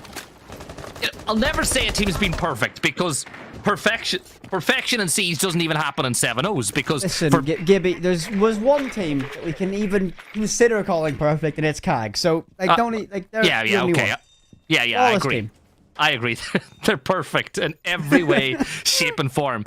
But FaZe Clan have been really, really damn good. This is the best... You spoke about Liquid playing the best that they've played since the major in the first stage, the first stage of BR. I'm going to say this is the best that we've seen FaZe Clan since Berlin. You know what? It's right. That's a tough one. That's a tough one because the FaZe that went to Berlin took a very good Ben Rogue to beat. And that took a monstrous performance to beat FaZe. So, we're stage one with this roster. I think there's still time for them to cook and develop. I don't think they're that level yet, but they have that ceiling. Certainly are very good. 30 and Dellas go off. Probably finds the opening, and that's going to be a massive pick there as Volps gets caught out by Cyber. Tries to get up on top of Square. Handy will get one more with the pistol. Ness needs to win that fight and does so. Falls back to start for KDS, gets one to Palu. It's back and forth between these sides. Advantage now sits with FaZe. Ness is going to try and take control from Square. Monty, oh, he looks away just at the worst moment. Low HP as well, but look at the amount of information that they have. Dragonis will swing is aware of the threat inside of lobby, but gets caught out. Ness will get one trader back, but his teammate left in DBNO will hear the drop, and no stock's going to be a threat. Could hear the vault. Perhaps the fight. Watch the head. Doesn't win it. Doesn't fight. Stays calm, relaxed inside of Janitor. Cassidy with a Monty and one active gun. Monty slain, I should correct myself. 45 seconds. Gets one more. Ness gonna 1 versus 1.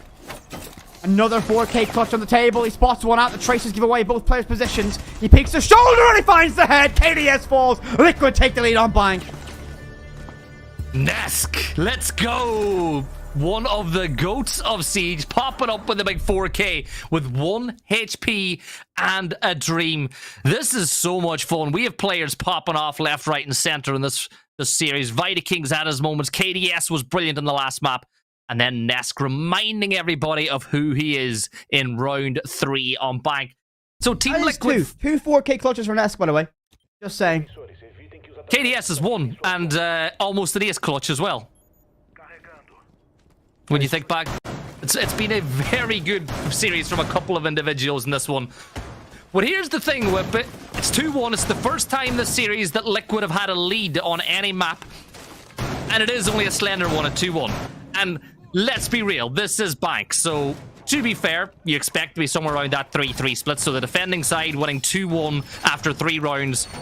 I'm going to say it tells you... Let me hope, Gibby. Let me hope. But this scoreline tells you nothing. Let's be real. 2-1 scoreline after 3 rounds. It tells me one thing. FaZe Clan won a round.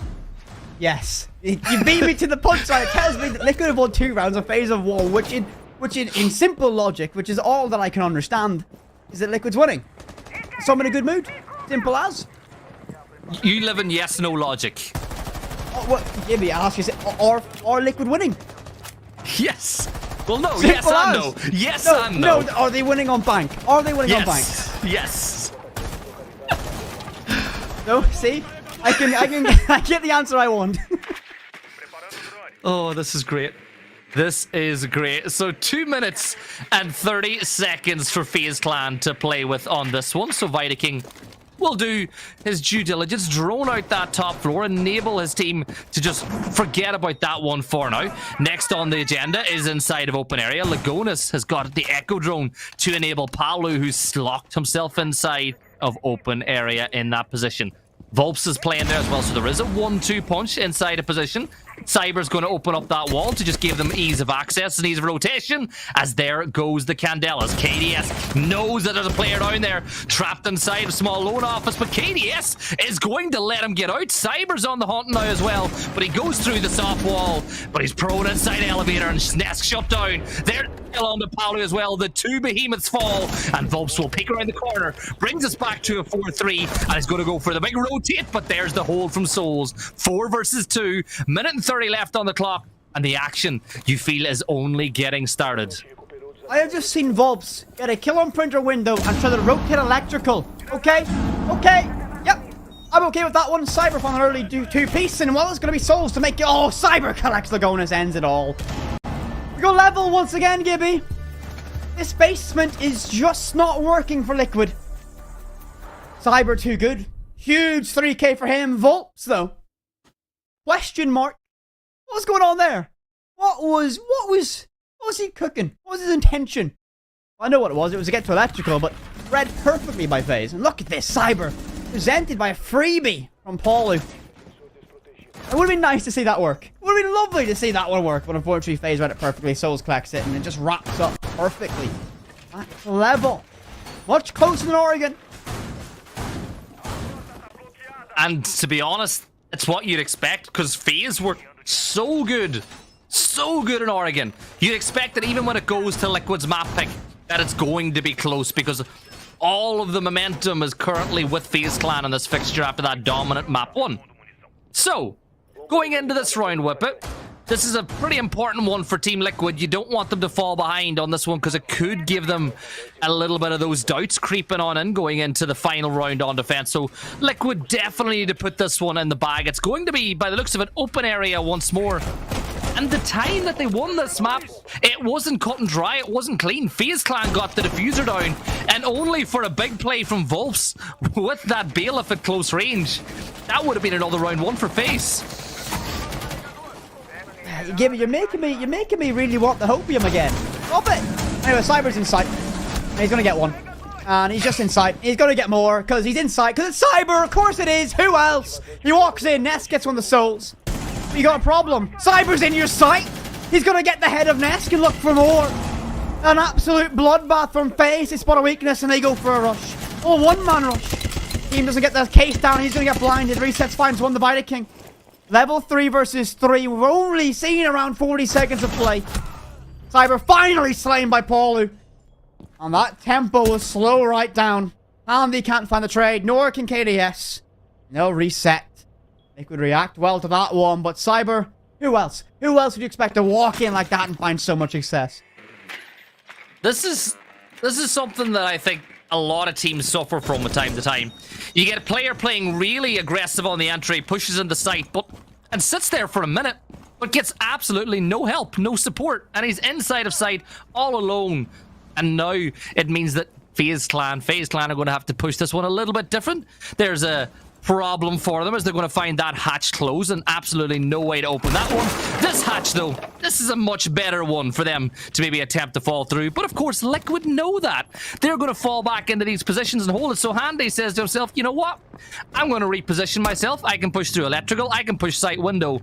Can Handy win this important gunfight that he's about to have? He sees the hard wall. He sees absolutely nothing apart from the solid wall and those footholds. KDS needs the drone from here, Whippet. The vault on in. Give away his position. You'd imagine he'll be able to read into this one perfectly. Outwalks deep inside his sight and catch Volts is napping. KDS gets one more to Paulu and resets all alone. Liquid looks set to be able to hold out on this one. The red ping's going to be such a nightmare. Suppressor through the walls going to be difficult to read. His rotations from every corner are watching FaZe. Claws it back. Liquid caught napping. That one hurts. That one hurts just a little bit. Oh, I don't know what to say. I'm speechless. FaZe Clan, again, just managed to pull that one back from a position where really they should not have been able to. Cyber, so aggressive on the entry, caused a big problem for Team Liquid. They managed to bounce that back. But then FaZe Clan, they're able to really cleanly step into sight once more. That's been a bit of a problem here for Team Liquid. It's how easily sight has been accessed by FaZe over the course of these two maps. And usually on a map like Bank, you wouldn't think of attackers being able to get into sight pretty quickly, but it's something they've been able to do. It's something they were able to do in Oregon as well. And I'd like to see Liquid again bring out the stall tactics, and that's what they're doing. They've decided to bring out the Capcan. Even if the Capcan traps aren't going to be popped, it does mean that they're going to get spotted out, and it's going to give those audio cues as they shoot them away. Liquid's struggling, man. The issue is with these fast plays and how FaZe are able to get so much control, causing all the issues, right? You can have a perfect setup, a perfectly convoluted roam setup where it's all about clearing, wasting time. But if you have a player like Cyber who'll just walk in the side and go, yeah, I don't really care what they're doing upstairs, we're going to walk in. You're forced to rotate back. You're forced to vacate these strong positions away from sight. And all of a sudden, you're left in this horrible retake position, and they're going to go to this site once again. Won't be the same story. Cyber won't do the same level of aggression, but 8-4 so far. Huge individual performance. Handy 7-2 as well. FaZe having a great day in the office so far. It's pretty good. If you're a FaZe fan, you're loving every single minute of this one. So Handy is going to get on the rappel. Going to hold that long angle, catch anybody rotating through elevator, or if anyone decides they maybe want to push down through gold, it'll be an easy pickup for them. Souls on the Brava, an operator we haven't seen today yet so far. An operator that I love in the current meta. Need tossed by KDS. But maybe the timing just a little bit off. He's grateful to still have his life in his hand. Team Liquid's defender grateful to fall away from the nade as Cyber steps in once more. There's the red ping. Tries the first spray around the corner. Switches over to the shotgun. And he's able to take down Palu. It's a 5v3. Lagonas, though, pulls one back as Handy falls. Vulp's on the flank, though. He takes down Cyber. All sides level once more. KDS holding a long angle on the top floor with 1 HP. But still, with FaZe Clan, you have so much time to play with. And they've got 4 drones. Well, realistically, they've got 3 drones they can use here for the players that are alive. Not including the extra ones that Brava can put in the back pocket. And Bravo. Oh, okay. So, double Capcan trap in Printer has been hacked. Now, I am yet to see this be successful in a competitive environment. Will this be the first? Surely they will know. Surely they'll read into that one and say, I've just killed the Bravo drone by Printer and there's a double Capcan trap there. And I think they have been cleared. Good, good. Thank you. Don't want to get caught by that. You don't want to be the first. Bobstoke will get one more trader back, leaving it down into a 2 versus 4. ADS on low HP. Souls still has everything to work with. 30 seconds though. Time is going to be a little bit of a squeeze now for FaZe Clan. And Liquids, just hold on. Those last seconds Capcan traps as well could be a huge boon if someone stumbles into them at the wrong time. Players spawned out instead of archives. ADS tries to spam to the wall, look for a connection, but nothing arrives. 20 seconds, Gibby. Think FaZe can claw this one back? No, I think Team Liquid have done enough damage onto the clock that FaZe have nothing they can do. KDS, when he steps through the metal detector, will give away his position a little more. Still worried about a player on the flank as Soul steps in towards sight, but the problem is you don't got the case. And Team Liquid, they're going to take this round. It's a 3-3 split.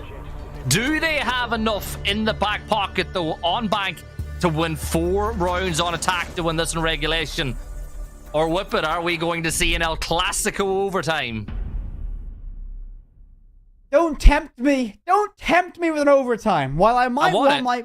Listen, while I want my predictions to come true for non-regional pride reasons, I really, really want to see this game show the best of both these teams, push each other to the absolute limit, as just a teaser to what they might do as they enter that Swiss stage of the Copenhagen Major. Of course, both these teams already locked in. They go to phase 2 of the upcoming Major. They get themselves saved from that gauntlet they'll have to run, and these other teams from LCQs have to run in phase 1. We'll go down to the basement for the very first defensive round of phase. Lineup-wise, nothing too jarring, nothing too interesting, I'd say. Now, does Vital King have a shotgun or the assault rifle? He's only got his pistol in hand right now. He's probably moving around the map to get his rotates done best as possible. But I wonder if he'll do a bit of inspiration from Volts. Nah, nope, AR. Carbine. Yeah, got the carbine out. And I'm okay with it. You know, the shotgun, if you're playing on the stairs, you can get away with it from time to time. So, I want to see Team Liquid try to up the tempo a little bit here. And this is where I do want to see them increase the pace. You've got Ying, you've got Iana, you've got Thermite. And you're bringing the Thatcher to the party, and you look at the operators that are being brought. Do you really want to be using Thatcher on mute jammers? But it's maybe an oversight on the side of Liquid here. One thing I'm going to look at is you have an Aruni to deal with, and so you might be at least concerned about that Aruni trick inside of server. That could be a massive use of that one. Again, it's easier to play with that utility, being able to have that blanket EMP. It disrupts so much extra utility. You got to think about ADSs, Valkyrie cameras, Aruni and mute jammers. 4 out of 5 operators get affected directly by those EMPs. So again, a good blanket use. But look at Cyber. Inside of ATMs, a drone so close to him, and no! He's going to be able to one-tap resets to next week. Opening pick uncontested, untraded. Simple mistake and finds FaZe the opening. Dragonus spots one player inside of tellers, but no one can act on that information. Everyone else is focused upstairs. He threw the drone too far. He threw the drone too far, and that's as free as they come. Nesk gets a delayed trade, as Cyber will eventually be removed. And now Candela is being used in open area. Nesk will peek around the corner. That's the kill onto Azami, and that's a big one now as they establish control. Hatch is already open. Volps is going to get one onto Vita King now, meaning that Soul's playing inside blue is going to go on the hunt. This is the point now where the defenders need to take action, but action's not going to be taken. Volps is going to make it a 4v1. KDS all alone. Is he going to go on the rotate again? He might be able to isolate some 1v1s. It looks like both these players are aware of each other's presence, but Palu is there. Team Liquid take round 7, and they take the opening round on their attacking half. Is that a signal of things to come? Or is it just normality for a map like Bank? We've seen FaZe do it. Now we've seen Liquid do it. Still loads to play on this map. That round, that opening pick, that's a teaser. You know why? Because that is what Cyber loves to do. He is going to be given so much freedom on a map like this to do essentially whatever devious acts he wants to commit to Liquid. He's going to be out by himself, causing chaos, and his utility's already played. He's on that Valkyrie, 10 and 6. Of course, if you remember, like through all the years, through every iteration of the Brazilian region, Valkyrie's been one of the most iconic entries, most iconic aggressive operators that we've ever seen. It just feels that if he has that opening, but good trade back from Nesk, delayed one, but they read into the move into Cyber perfectly. They take map control with what looked like he, and it looked much better, much more solid, much more composed Liquid. Will that continue, as now they have a little bit more of a puzzling site to break down? It's going to be that open area, and the eye test doesn't lie though, and I feel like for the most you're part, blind, it does, Gibby. well, that's true. But for the most part, when you're watching Siege, because I know that you cast sometimes with your eyes closed because you like to say you know this game pretty well, but to me, the eye test doesn't lie, and FaZe Clan have looked a lot better on their round attacking wins than Liquid have on theirs. Most of Liquid's round wins have seemed to be really tense, really tight, but for FaZe, anytime they've won a round, it's been so clinical and so clean, and there's a clear objective to every little thing that they've done. Leonis on the Amaru might draw the attention of some of the keen-eye viewers, and this is going to be to get map control very, very early. That's the intention behind this pick. They're going to try and probably get control of CC in office not CC in office, CEO in office, and Handy's going to find the opening pick on the Nesk. And I think they were cooking for a bit of a rush. However, they've run into a bit of a wall called Handy and Cyber. Vidaking going to get a bit of the action as well. And very, very rapidly, this begins to deteriorate to the side of Liquid. They get themselves inside a site and get two very important trades. Resets will find Vidaking, and now Volp's inside a site. Needs to win this next engagement, but Soul's going to be too quick of a draw. Leaving it all down to 3 versus 1.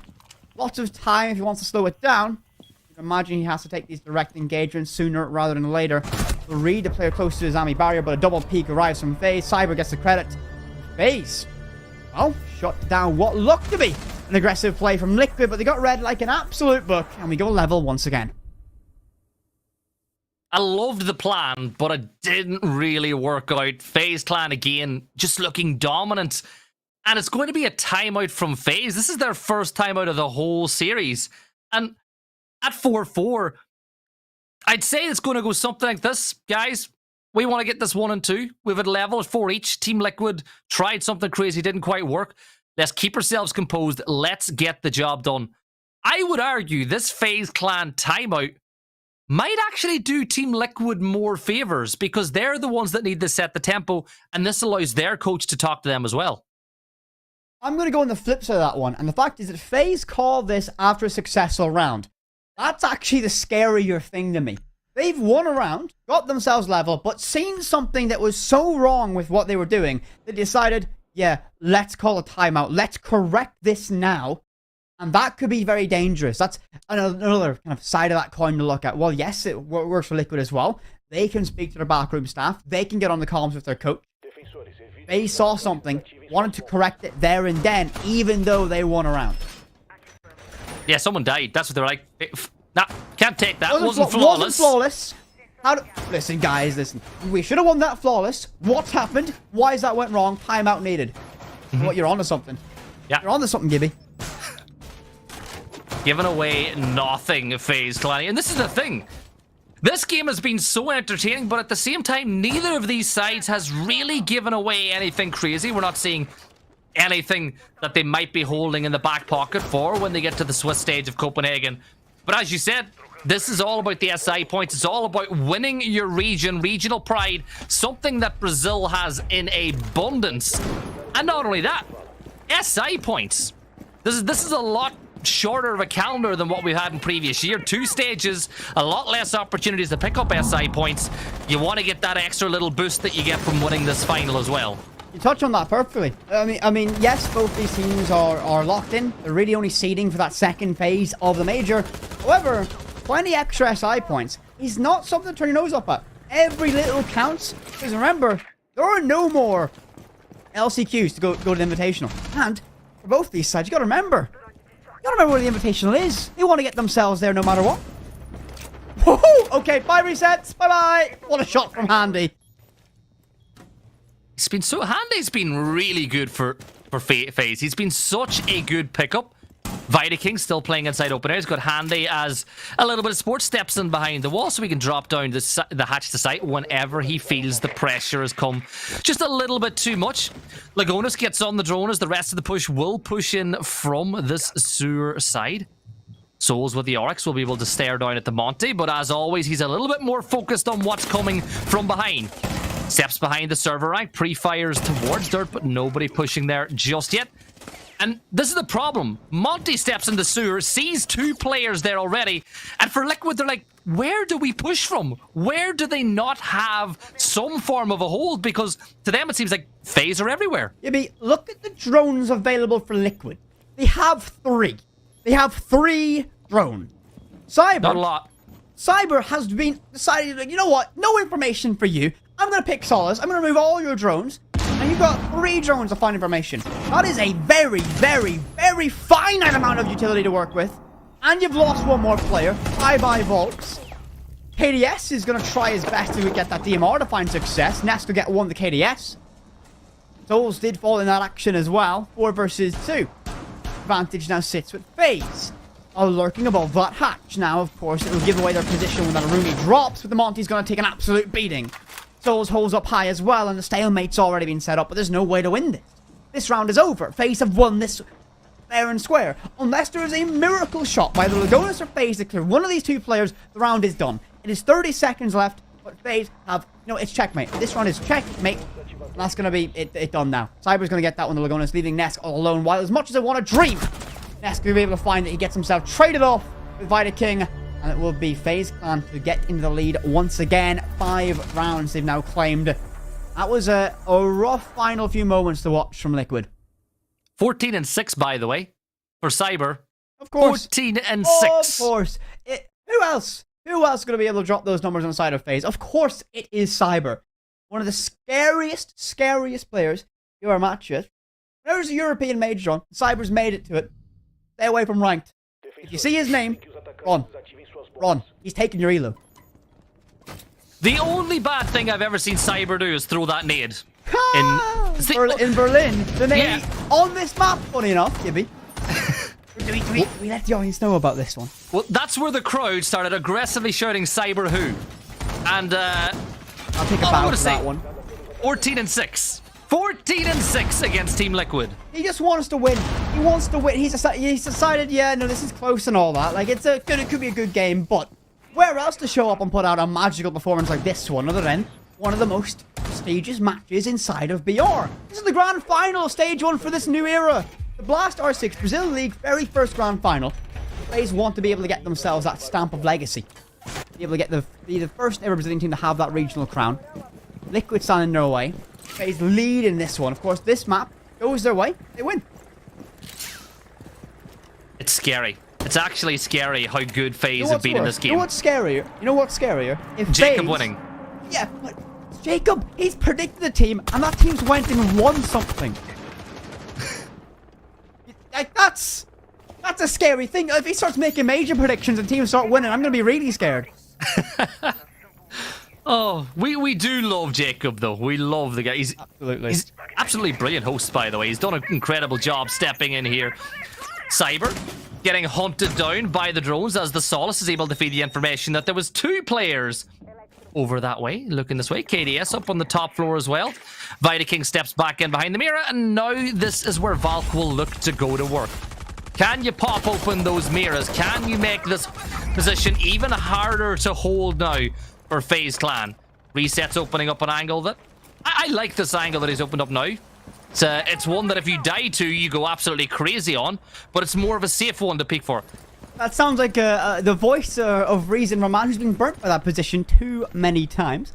No, I'm the one who's been told very mean things for getting the kill from that angle. That is true. You do find the most ratty angles possible, but guess what? Cyber's gonna find the opening pick on the Paulu, 15 and 6. You can't stop this man. Even with P90, give him Solace, he seems to be the most dangerous player on the server. He can dictate the entire flow of this one. FaZe just need to play for trades. That's all they need to do at this moment. The next pick could be the nail in the coffin of this round for Liquid. They need to find Cyber. They'll try and put pressure on Electrical. The sound cue's been given away, and you don't win that one. Bolts is next to fall, and out the window he goes. Nope, he's going to not treat us to that one just yet. He's toying with the idea. Repels go in. Plant's going down. There's no way. What an absolute heist for the C4 is perfect. The Goatness can't get it done. 30th kills with advantage still sits with Liquid, or with FaZe, I should say. Ace is cold inside of sight. A brave attempt at execution, but Cyber finds a third.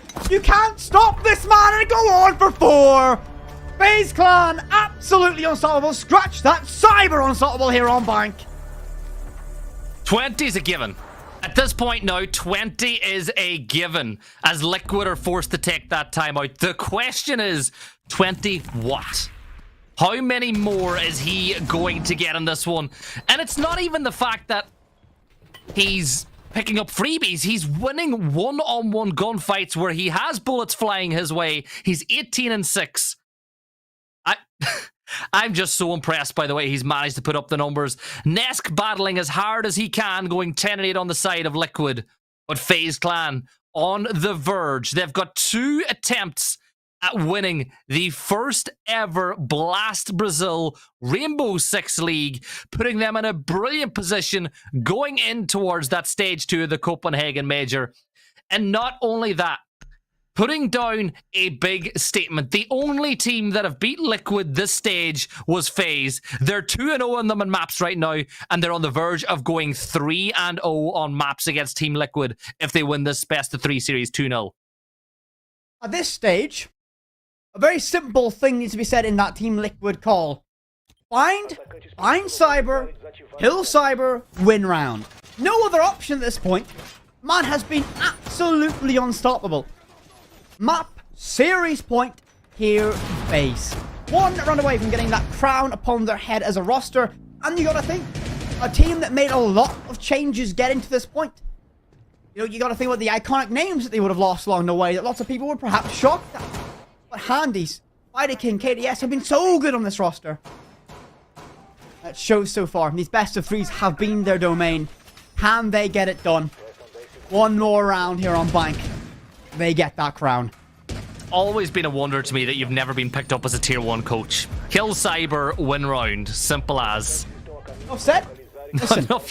Listen, we all know. Fabian only says Benji go kill and he won an invitational because of it.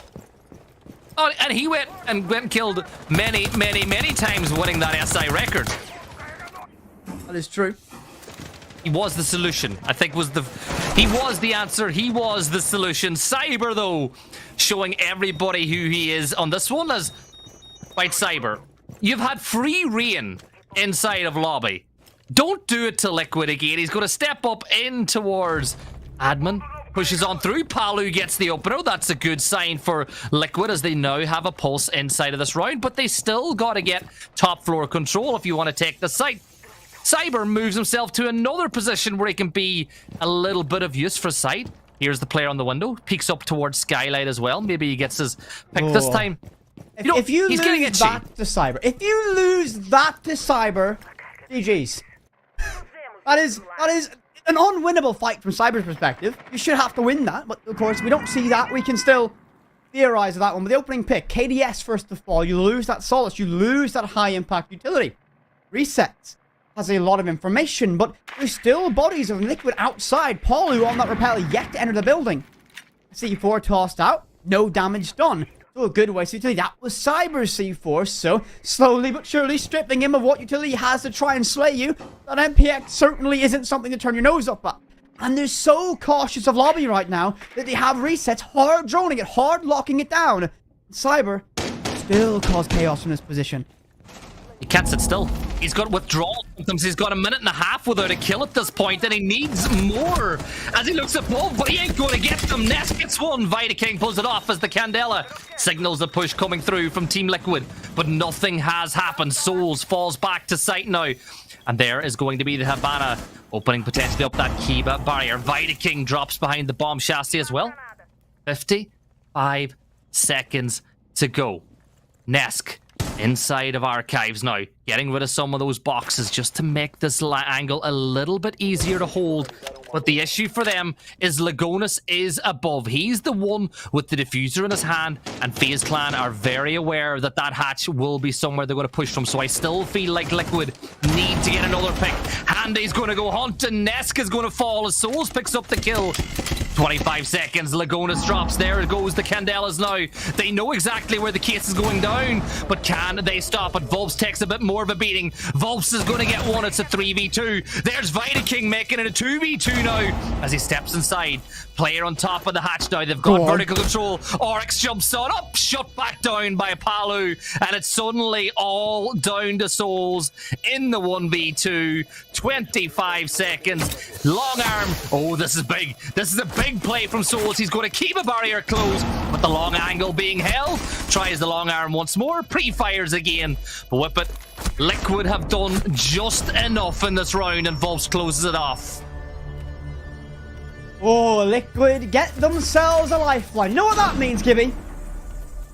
All 12 rounds are needed to decide this series. Are we going to map 3? Or will FaZe get it done right here, right now? Or even before that? Is overtime beckoning? Can Liquid get it done?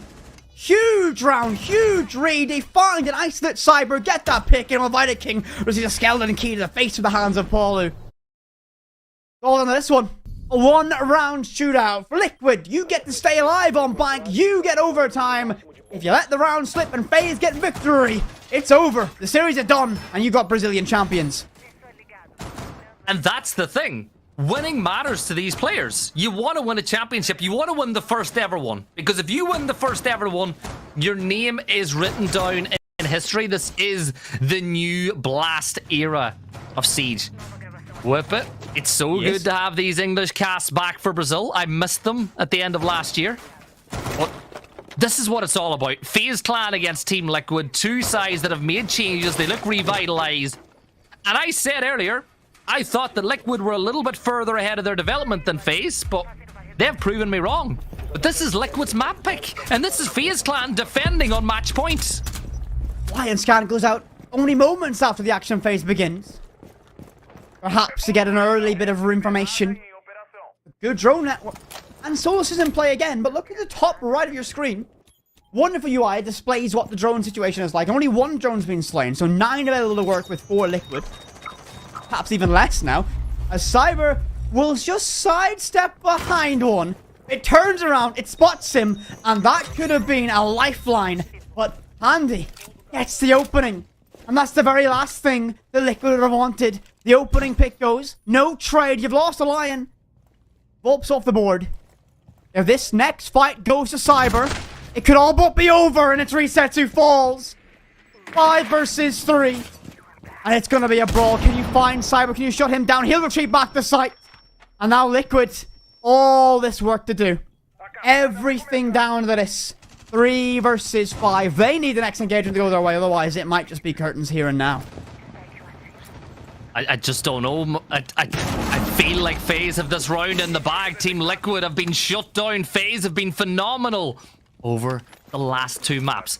Jackal now getting those pings to let them know where Cyber is, but he's long gone. He's playing below. Palu needs to make something happen. Lagonis needs to make something happen. Nesk needs to make something happen. 1 minute and 25 seconds to go. You identified the player on blue, but Whippet, can they identify it? Can they isolate it? Can they get that pick to just give them a chance and open the door just a little bit? Nade cooked, but it's only gonna be the dinner bells. It's gonna be next to fall. Lagonis takes so much damage when he gets that trade. 4 versus 2. 60 seconds. Liquid running out of time, running out of options, running out of utility. Lagonis nearly ran out of HP as well.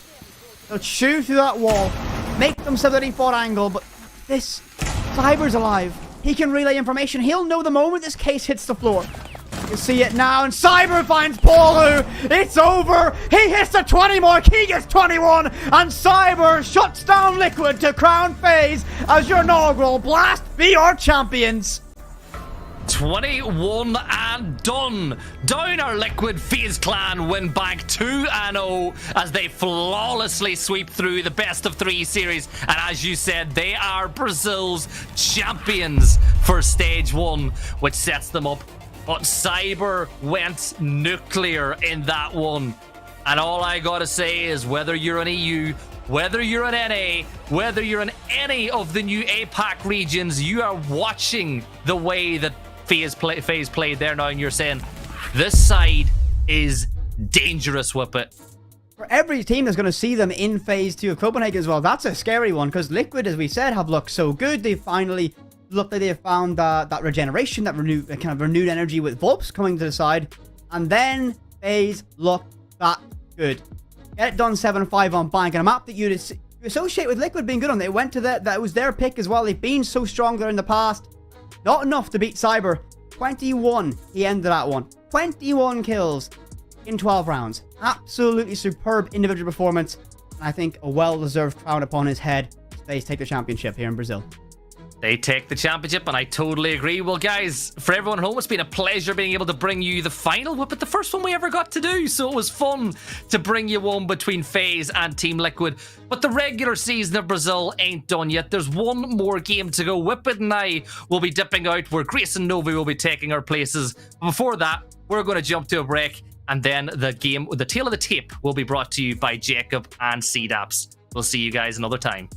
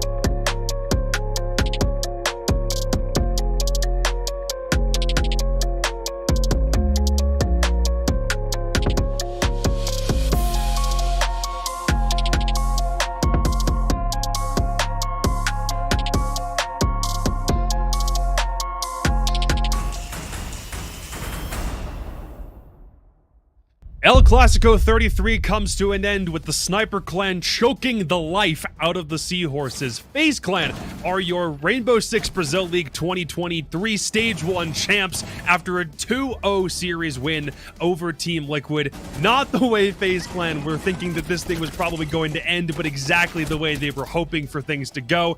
Winning Team Liquid's bank pretty decisively after a first half that did not go in Liquid's fashion, and that is exactly how this entire season basically wraps up. We put a bow on this thing with only one more game to go. I don't know how it came that had this quickly. I don't know how Liquid weren't able to win a single map, but the only team that FaZe Clan or that Liquid have yet to beat in this league right now is FaZe Clan. Yeah, that's the way it was. It's the tail of the tape. They came second in the group to Team Liquid, but when it matters in the final, they came up on top. Cyber had one of the best performances he has had in his career, and he has had a lot of good performances as he shut down Team Liquid. For Nesk and Palu, it's another little bit of weight for silverware, because it can feel like sometimes they don't get as much as maybe they deserve, but FaZe Clan were phenomenal. What can I say? They were great over the course of the season, and they've won the final. Yeah, and overall, this was actually a very, very important win for FaZe because they hopped over the BO3 hurdle that they had been hitting over and over again against Liquid. 2 games in Copa as well as the Jonkoping Major, Team Liquid gate-kept FaZe Clan, and only in those BO3s. BO1 territory, FaZe Clan was still doing good. But now they came out, they hit that 2-0 onto Liquid, looked so good. Cyber played amazing, and they get that victory. Everyone's going to look at Cyber. Dropping 21 kills on an individual level is insane, but as a team, they looked critical when it came to their executions. Wind your mind back to that Oregon. They looked so clinical from the opening round, and they only continued when they went to bank, and it's only helped when you have a player that can put up the numbers. Look at Cyber's stats, a 2.0 A 2 rating? That's insane.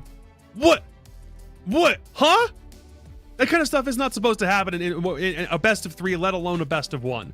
You're not supposed to put numbers up like that. Like, he didn't even have 10 deaths. We had a 12-round series, and he didn't even die in double digits. Every single time FaZe Clan won a round was the amount of times he died. That was about all. He cleaned house. Connor, what was his entry coming into today was already insane, but after that performance, do you have any idea what he's at now? Let me just tell you that he finished the season 31-21.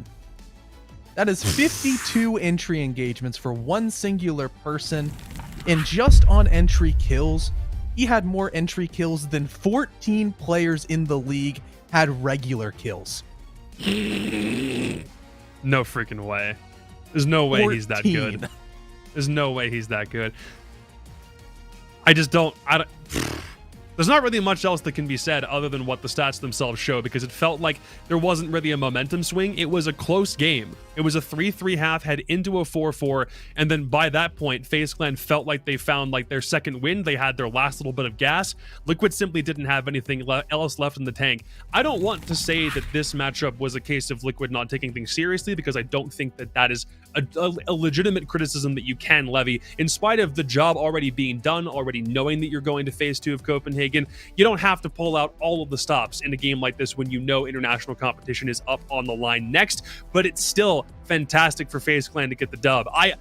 We don't need to pull the predictions graphic back up again. I don't need to gloat about the fact that there was only one person on that list that picked FaZe. That's just the way the cookie crumbles sometimes. So that's all that we've got for this series. The next one is certainly up on deck, but we finally have our grand champions, Gibson Whippet. What did you take away from this league as a whole for stage 1? I think the top 3-4 teams do look a little bit stronger than some of the sides at the bottom half of the table, but you gotta remember stage 1 was really short. A lot of the teams in the bottom half were relatively new teams. You look at what LFO were like, you look at a lot of the changes that other sides made. Like, the biggest surprise is the downward spiral that NIP seemed to be on continued to spiral down into the depths, and you wonder, will we ever see NIP back at the top again? But for me, regular season Brazil lived up to... I seen Connor shake his head there. He doesn't think it's going to happen. But it lived up to exactly what I wanted Brazil to be. It was so much fun to be involved in this project. And, you know, where is SI? It's in Rio. These are the teams that are going to want to be there more than anybody else. It's been an honor to cast this region. I've been a massive fan of Brazil since they stepped on the international circuit, and especially getting the cast players like Nesk and Palu, who I've followed personally for so long, has been brilliant. I'm going to still be on that Liquid copium. Nothing's going to change my mind. Yes, they lost to FaZe at the best of 3, but when it comes to Copenhagen, I'll still be cheering them all the way. I mean, hey, the only team that Team Liquid lost to this entire league thus far has been FaZe Clan. Little bit of kryptonite happening here, but it's oh so good when we get a game that completely subverts our expectations. And now FaZe Clan are helping to close the gap between them and Liquid in a historical head-to-head series context. Gentlemen, thank you very much for your efforts on the Brazil League. Hopefully we'll see you guys back for LCQs in the future. Connor, is there really any debate about who gets MVP for this one, or are we just straight, or are we giving it to the man who managed to pull a 2.0 rating in the best of one, or in one map? I think it has to. It would be an absolute crime, a travesty. We should be locked up and shackled away if we did not give it to Cyber. Jacob, one person that you always bring up is Boo Boo, the Escolina de Boo Boo. You always bring up that team, the disciples of him. He has gone on the record and said that Cyber Zera is back, because after that performance, I wish I could just fly down to Brazil and put a crown on his head myself. He hasn't had a series that dominant in a very long time. There hasn't been a time we've seen him pop off that and be that electric since probably Sweden Major Grand Finals. There hasn't been a time that Cyber has put up numbers similar to this over the course of just 2 maps. It's phenomenal what FaZe Clan have been able to do, the turnaround they've had with 2 players coming into the team that we were wondering if it would take some more time to figure out what they were made of. KDS in this game also, it should be noted, was fantastic in his own right, because we had so many doubts about him so far before. FaZe Clan are able to succeed in spite of him maybe not living up to the same expectations we had at the very start of the season, and then by the end, he was the main reason why they were able to win map 1 in this series so decisively. So hats off to KDS. We'll keep on giving Cyber all the credit in the world. We'll keep giving him his flowers because he absolutely deserves it. But all of FaZe Clan should walk away from this league knowing that they gave it everything they ever could have possibly needed to, and they only did it in what, 11 maps? I think it's not bad. Yeah, not bad at all. Sure, they had to play the extra couple of maps that, Liquid and W7M got to bypass, but I think it was the character development that FaZe Clan needed. And now they get the higher seed going into phase 2 of Copenhagen. They don't have to deal with no GSL groups, those scary groups. They're going straight into Swiss. Well, we still have one more matchup for the Brazil League. We're not completely out of the woods yet. There's still one more major qualification game that's on the line. We're no longer talking about first and second place in the league. We're now talking about do or die survival with one more direct qualification for the upcoming major. There's only one more path in. It's between Los 1 and W7M when we come back.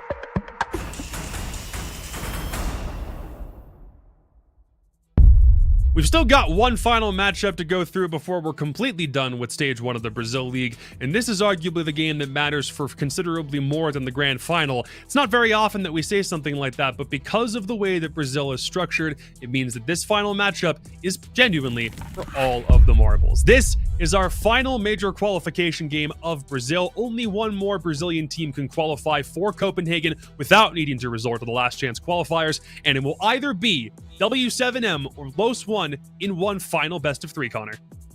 Yeah, and like you just said, it's either you go to the last chance qualifier or you get to go straight into phase 1 of the major. I think one of those options is a little bit more enticing and a little bit more inviting for both of these teams, just like one of the sides for both of these teams is a little bit more enticing. They're both defensive-sided warriors, the first and second team in rankings respectively, and hopefully that means that when you break down this game, you can really hyper analyze those attacks and see where the rubber meets the road.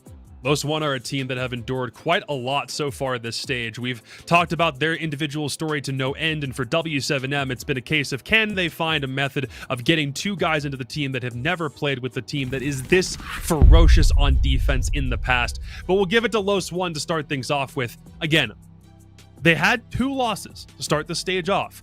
Barely scraped their way from group stage into the playoffs, had a very, very hard fought battle against MIBR, and then did not win a map against Team Liquid yesterday. However, most of their work at this point has already been done. If there are still things that they have to improve on, now is the best battleground to do it. You're going to hope that they don't need the reps and last chance qualifiers, but they as a team, like you mentioned, are still very, very heavily defensive sided, and they're going to have to lean into that today. Yeah, you need some sort of consistency on the attacking side, and we really haven't seen any ultimate consistency on this roster except with Maya. Maya has been absolutely amazing for Los One, but where does somebody else step up? The Yana Oryx main of Maya, he's going to have his hands full. When we start talking about the other team, W7M, that he's going to be going up against, there's quite a few formidable fraggers he's going to have to take out and make sure that he stays consistent enough, because when he's alive in that mid to late round, that's where he shines. That's where Los One actually makes their presence known.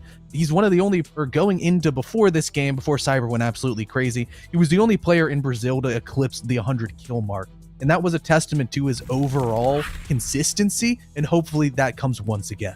The big thing about this is that Los One very clearly are an objective-oriented team. They have a guy on their squad that's got 12 plants, which is the most of anybody right now in this league. So even if for some reason on attack it seems like it's really only being carried by one guy, it's because the intention is for one person to be able to get the plant down, but it kind of means you need a bit of a protection detail. And like we've said before, Amaya is just the tip of the spear. We could literally print a t-shirt with that on it and give it to him, because that's quite literally what his job is. But he's very highly rated, and then you have to go so far down on the list to find somebody else who has a rating that even compares to him. Their opponents are the runner-ups from the 2023 Six Invitational, W7M Esports, who have needed to contend with no longer having Vulps on this team. And Connor, for all that's worth on defense, it seems like they've adjusted very well, but that's not where most of their problems have laid so far. Yep, the attacks. That's what we've been saying with W7M. And it's like, oh no, Vulps is gone. What's gonna happen? Bring in Fellapox and Nade. Sure, they've been good, but there was a giant roll shuffle and a little bit of Django with pulling the pieces out of the tower, and W7M did crumble just a little bit away from that strong second place runners-up form that we saw at the Invitational. They haven't gotten back to that point yet. Yep, Nate is doing what he can to try and join his brother Handy at the Copenhagen Major, and he's, again, only one best of 3 away from doing that. And even in a context like this, it still very much seems as though W7M are the favorites to win. A lot of that still coming off of the efforts of a guy like KZ. We want to find reasons to talk about someone like Herds, but KZ feels like the one individual who has stepped up the most in the absence of Vulps. Yep, and with those roles kind of opening up, he was a little bit more flexy when Vulps was on the roster. Now he kind of propels himself into that more fragging role, and it has seemed to be a lot better of a fit, especially on defense. I almost wish that I tracked every kill so I could break down and have attacking versus defensive ratings, but you can't track everything, man. You have to sleep at some point. Yeah, I mean, at the end of the day, we could almost say that W7M is a little bit asleep on the attacking side, but when they're on that defense, they do pop off and they look absolutely terrifying. Well, let's go ahead and look at exactly how the veto shook out. The big thing for W7M is trying to find a place that maybe isn't extremely difficult to attack or that has more of an attacker-sided lean. You understand you're like incredibly potent on defense, you're the best defensive team in the league, but it looks like you may need to prioritize a map where you can start out with that kind of advantage. The nice part about this is that they may have an advantage immediately off the rip because Los One have gone theme park, and we all know how much of a bastion that can tend to be for a team like W7M because they are starting defense first. Connor, what do you think of the pick? It's interesting because Los One now have picked it 3 times in a row. All 3 BO3 series they have went to theme park. It's worked a little bit in their first game and backfired on them in the semi-final. Now, for W7M to leave this map up, that is kind of part of the map pool that we always harp on them, because Bank, Skyscraper, and Theme Park, those are their decisive maps. Those are the ones that they do not like auto ban. And when you have to leave one of them up, it puts them in a dangerous position where Los One are comfortable on the map. However, how much is it truly going to be there? Because the 3 times the W7M have played it, they have won. W7M opting for Border again. They played this twice back in the group stage. We called them Border Fiends during the 6th Invitational. It felt like they couldn't lose it, and then they did during the group stage in Group A to, of all teams, Black Dragons. Not the way that we thought that map would go at all. However, there still is a case to be made that if they're able to survive their attacking half, when they switch to defense, they simply can't be stopped. So I don't mind the Border pick. Last 2 maps are Villa and Cafe. Connor, what do we think? You know, it's the do or die situation where W7M can pick between the Cafe and the Villa. They did just win Cafe against FaZe yesterday, and we didn't think that would happen. I was about to say, they could go to Cafe because that's looking quite enticing, but instead, they're going to take it down. I think that would have been a phenomenal pick against the 2 and 3 record and high ban rate of Los One on this map, but instead, they want to go to Villa, a map that Los One is arguably significantly more comfortable on at a 6 and 2 record, as opposed to the 4 and 1 record the W7M bring to the table.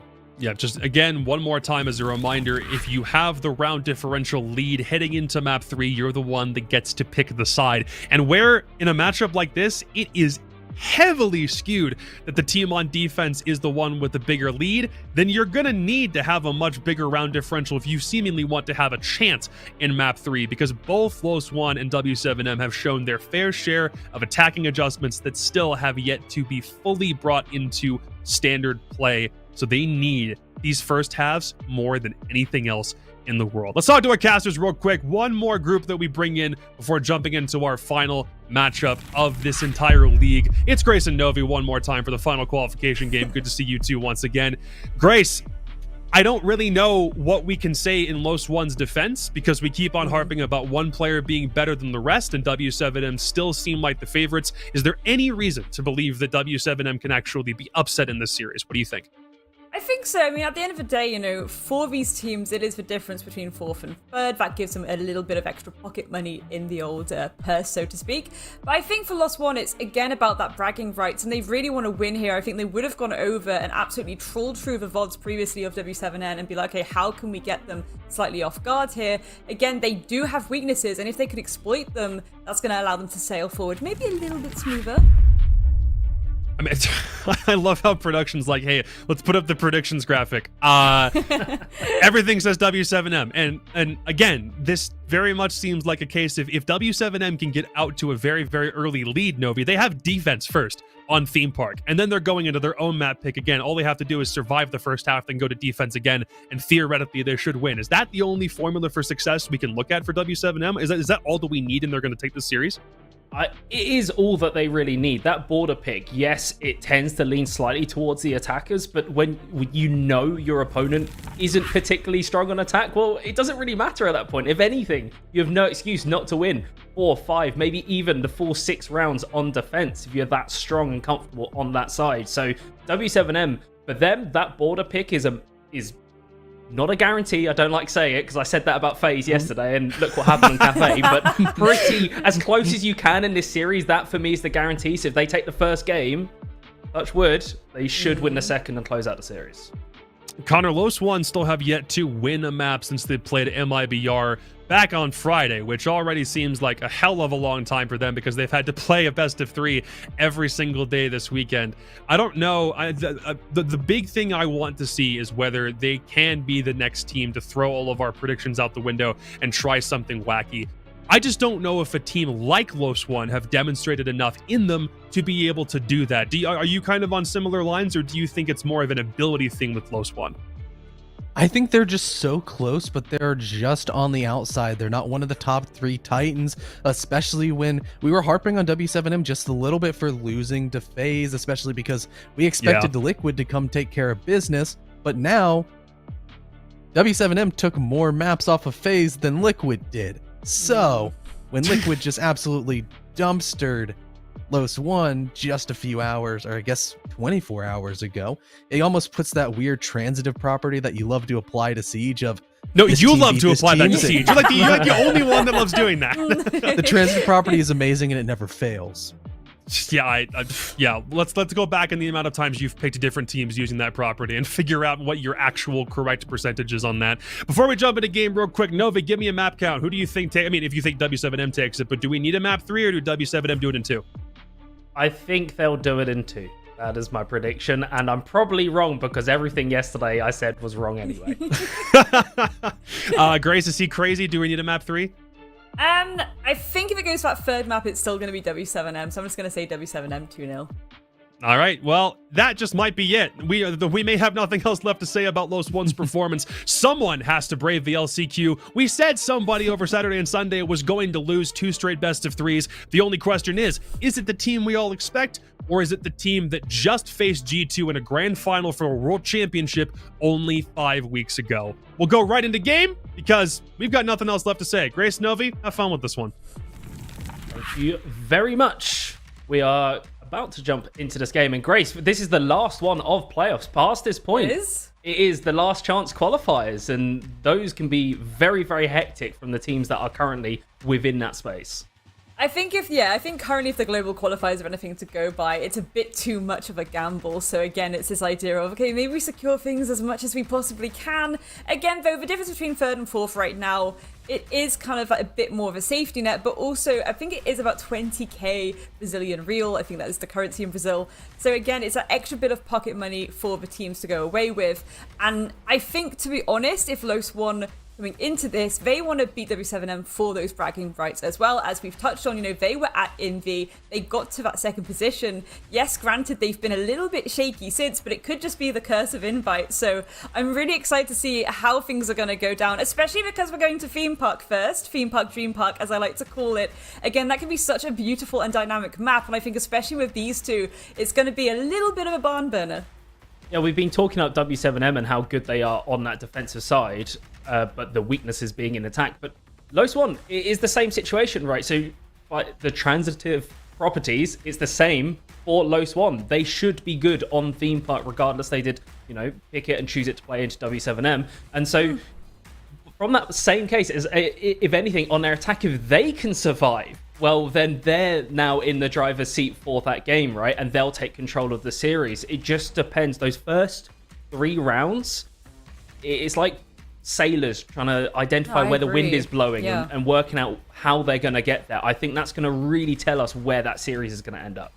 I think Los One play a really comfortable theme park. I think it is something they're comfortable in going to, and I think that's the main thing for this one. It's going to your more comfort picks, regardless of, don't look at previous results. Look at that data that they probably have from scrims. Again, and the way that these ban phases tend to go, it does give us a bit of an indication that Los One, there is a reason they've decided to come here. It is a kind of, not a safety net for them, but it's a nice playing field for them to go into. The thing is, W7M, they've really not shown their hand that much with that map.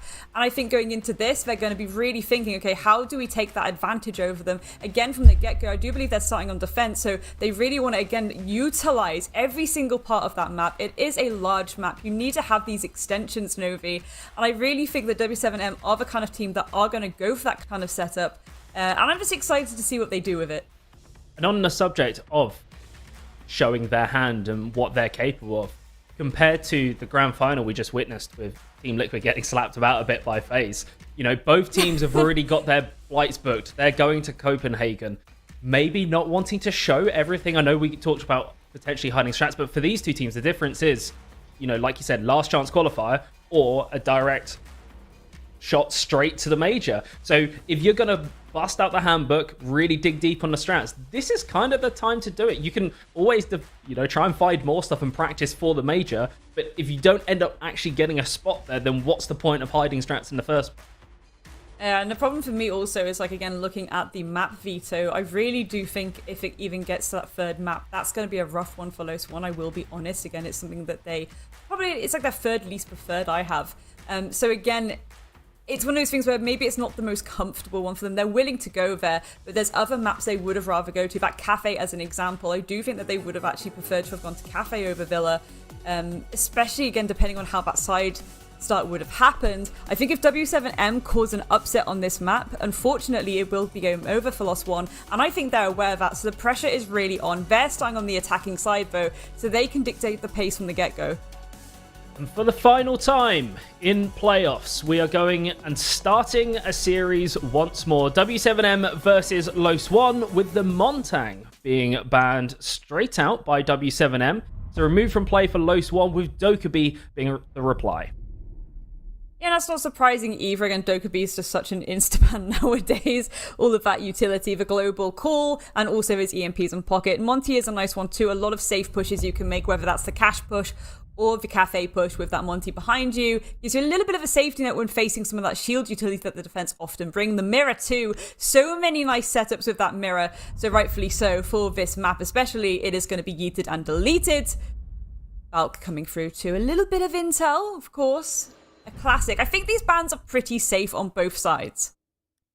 Safe on both sides, but I'm really liking the Valkyrie ban. Yes, she's a strong operator, but also we saw yesterday a lot of good use out of those black eyes in terms of getting those information, and we saw W7 on the defense and also FaZe, and it kind of could take apart rounds for the attackers. So removing that information gives a bit more space. But Grace, we are casting Brazil. And a Brazilian operator on defense has been picked. It is a rare sight, Grace. The Caveira. Yeah. An interesting one. Again, you're not really something you too often see, mostly down to the fact that, you know, some of the util to bring, you got the nades in pocket if you do want to make a rotation, but at the same time, if KZ falls down, that's all of that utility removed from the hands of W7M.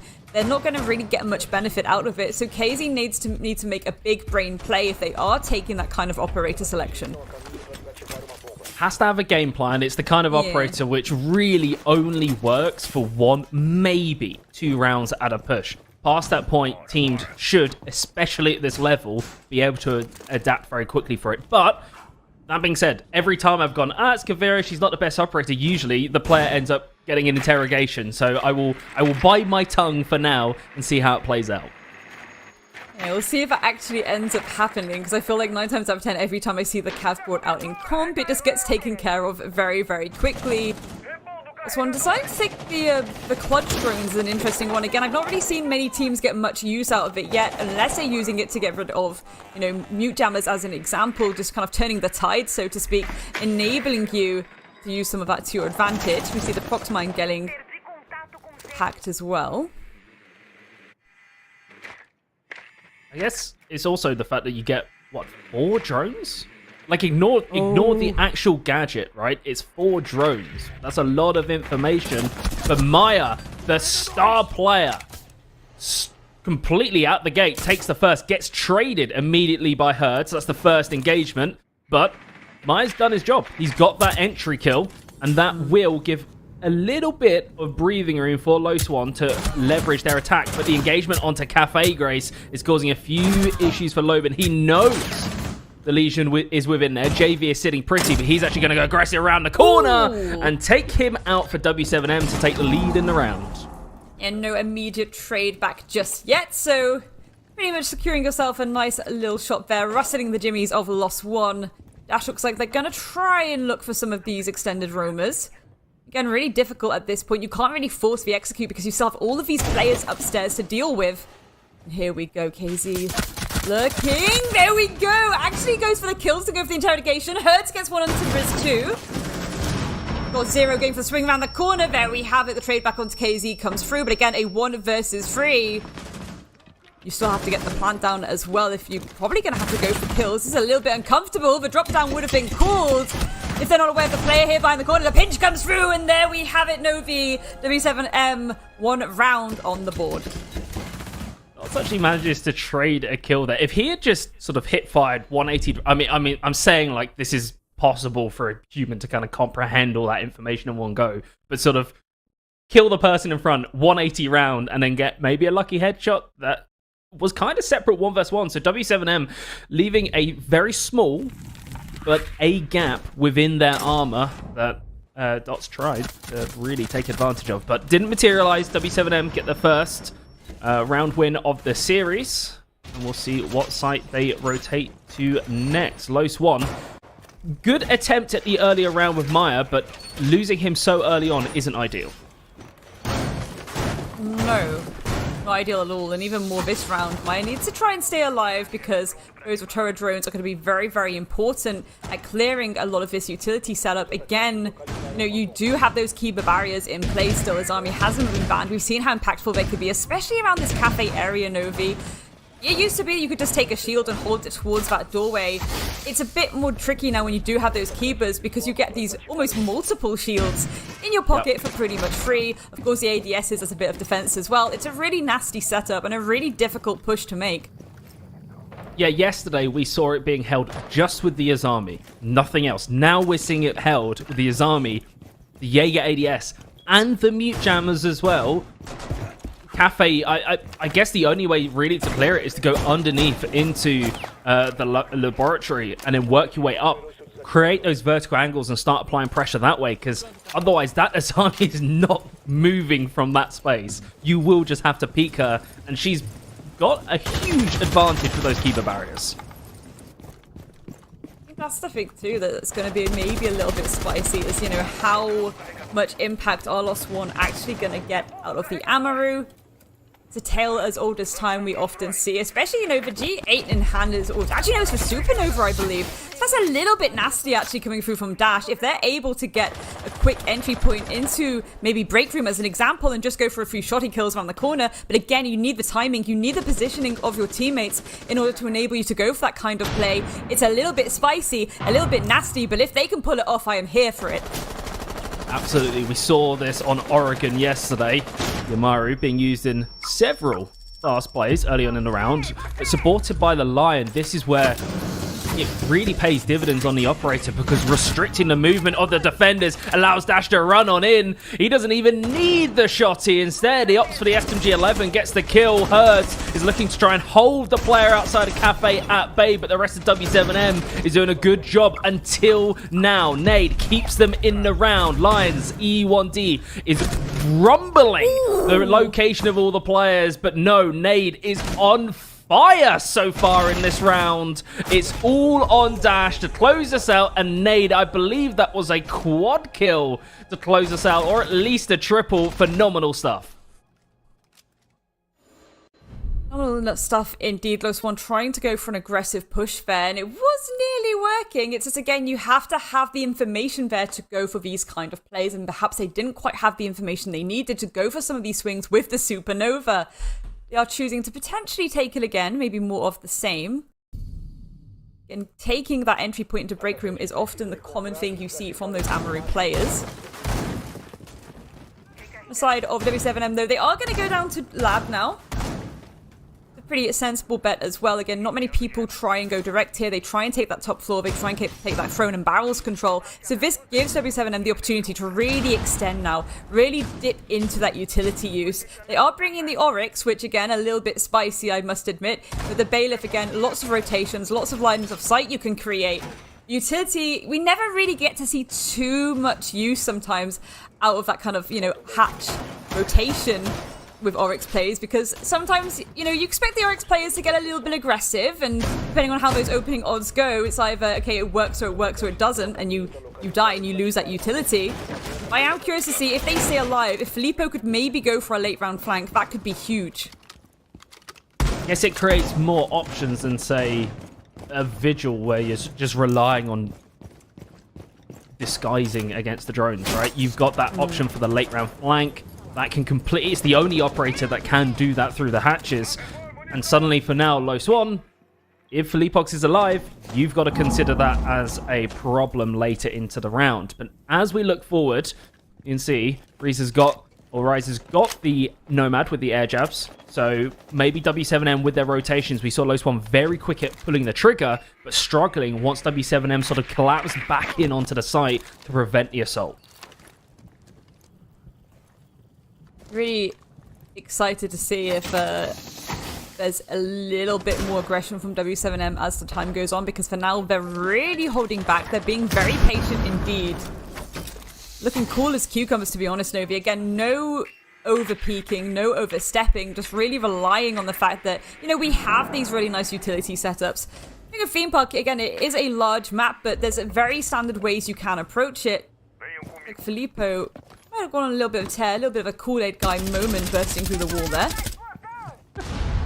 Yep, with the Rima dash, just charges on through the wall, but Low Swan doing a good job at getting this ground floor control. They might have struggled yet to get Cafe, but they've at least got Throne Room and Arsenal, and that is a great catch. That is a gift for Low Swan, but they're not going to look a gift horse in the mouth. That is fantastic, and with that, they take the advantage going forwards, Grace, with just under half the round left in the round.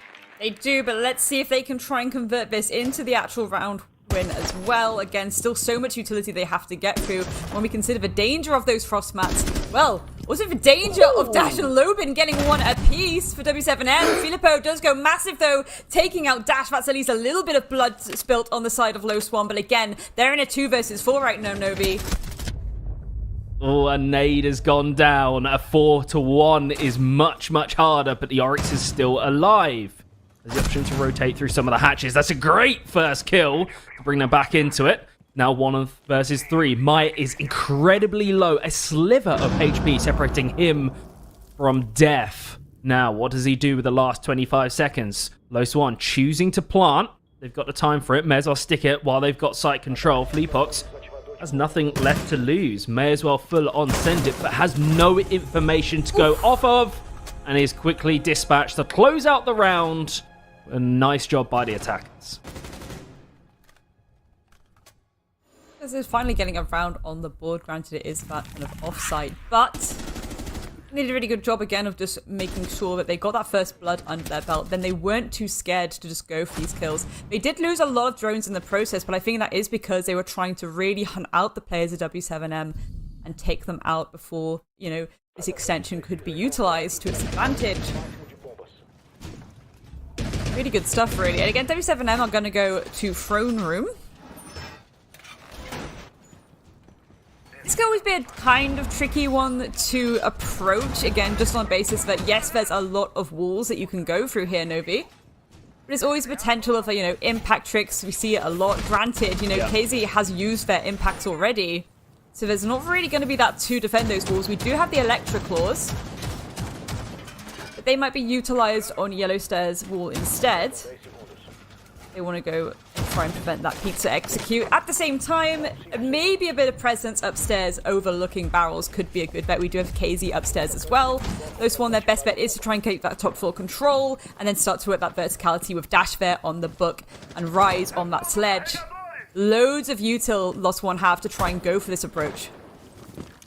And those lack of impacts, if Low Swan can realize that and sort of identify that hole, quote unquote, in the defense, then they can start opening up those walls, get that crossfire going, and then it becomes sort of a 50-50 gunfight past that point. They don't have the Lion to try and encapsulate some of the defenders, but they did bring the Maverick just in case. So even if there is impacts, they can still fairly safely, without getting chipped with a bit of damage, start getting rid of the wall, opening it their way through, and start applying pressure onto the site. But Low Swan, a lot more cautious. They're aware that W7M likes these extended site setups, and that is through the arcade window. C4 going out at insult to injury, and JV does it to Lobin. Poor Lobin, removed from the game.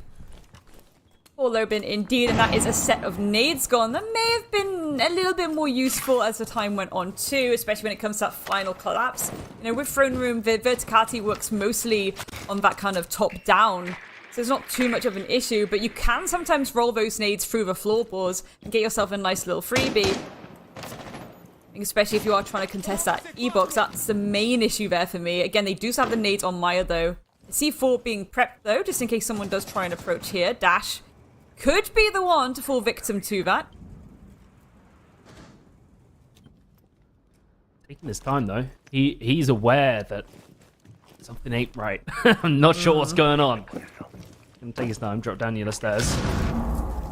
Droning. Good. We were quite critical of W7M in yesterday's series, and also Low Swan in the series before that against MIBR, about those fundamentals, that droning. Both teams struggled on their attack, especially in crunch time like this. You start initiate their drones and get the information needed, but Maya, fantastic on that Iana. The star player for Low Swan, stepping up once again, putting his team on a level playing field in which they can mount their execute. But Grace, 40 seconds, and they're still only just now opening the vertical angles. This is it. It's dangerous because those verties work both ways. JV collecting themselves a nice little freebie because Rise has their back turned. And here we go. Barrel's entry is going to be opened. So stays at an angle of pressure that they can now utilize against W7's hold on site. Again, the pressure upstairs. They still need to maintain some of that just to put the pressure on the players below. Looks like they are holding back for now, getting to be safer positions. Dash desperately going for a little bit of a pop shot here. Trey comes through. KZ gets the second one there because the Vulcans do their thing. And Nade to finish things off. Look at this. A beautiful shot there. A little spray and pray. The things you love to see, Novi. Things you love to see. Not the cleanest engagement, but to be fair, for the Warden, for Nade, he doesn't really care if he gets that kill or not. I mean, it'd be nice to pad the stats, but he's just wasting time, right? He's just going, okay, try and shoot me. I'm a moving target. Like, you just sit there and don't come into sight and we're all good. And he's happy with that. W7M moved to 3-1. Those one, we said, okay, they've got that defensive side, but really they need to look for at least 2 rounds to be in a comfortable position and have a good foundation for that halftime switch. Otherwise, they are going to start to struggle. W7M are very good on their primary and secondary. Their tertiary was where they fell apart, so W7M is looking to get to that comfortable 4-round lead so far in this game. Absolutely, and they are going for a full extended setup yet again. I mean, to be honest, maybe like this is one of my favorite maps because of these extensions you can do, because of these aggressive angles. The way that you can just completely change the interior of the map, especially when it comes to that bunk site. You can have this line of sight that goes all the way from, you know, one side of bunks all the way through initiation, all the way into CCTV. In fact, if you get loads of soft destructibility under your belt on the defense. But again, those angles work both ways, so if Low Swan want to try and CCTV and open those angles themselves, they certainly can. Maybe it'll cause a little bit of a ruckus. Causing a ruckus. That's what we like to see. A bit of chaos. Low Swan sometimes lean too heavily in that structured nature, and then, you know, when they get to the battlefield, when the plan doesn't survive, they lose a couple players here and there. Coordination seems to slip apart. So maybe bringing that chaos forward and going, you know what, we're going to take that aggression to W7M, take those gunfights, because they're more than capable. Yes, we shout about Maya till the cows come home, but the rest of the team can win their ones and prove worrisome for W7M. Don't let W7M dictate the pace on their defense.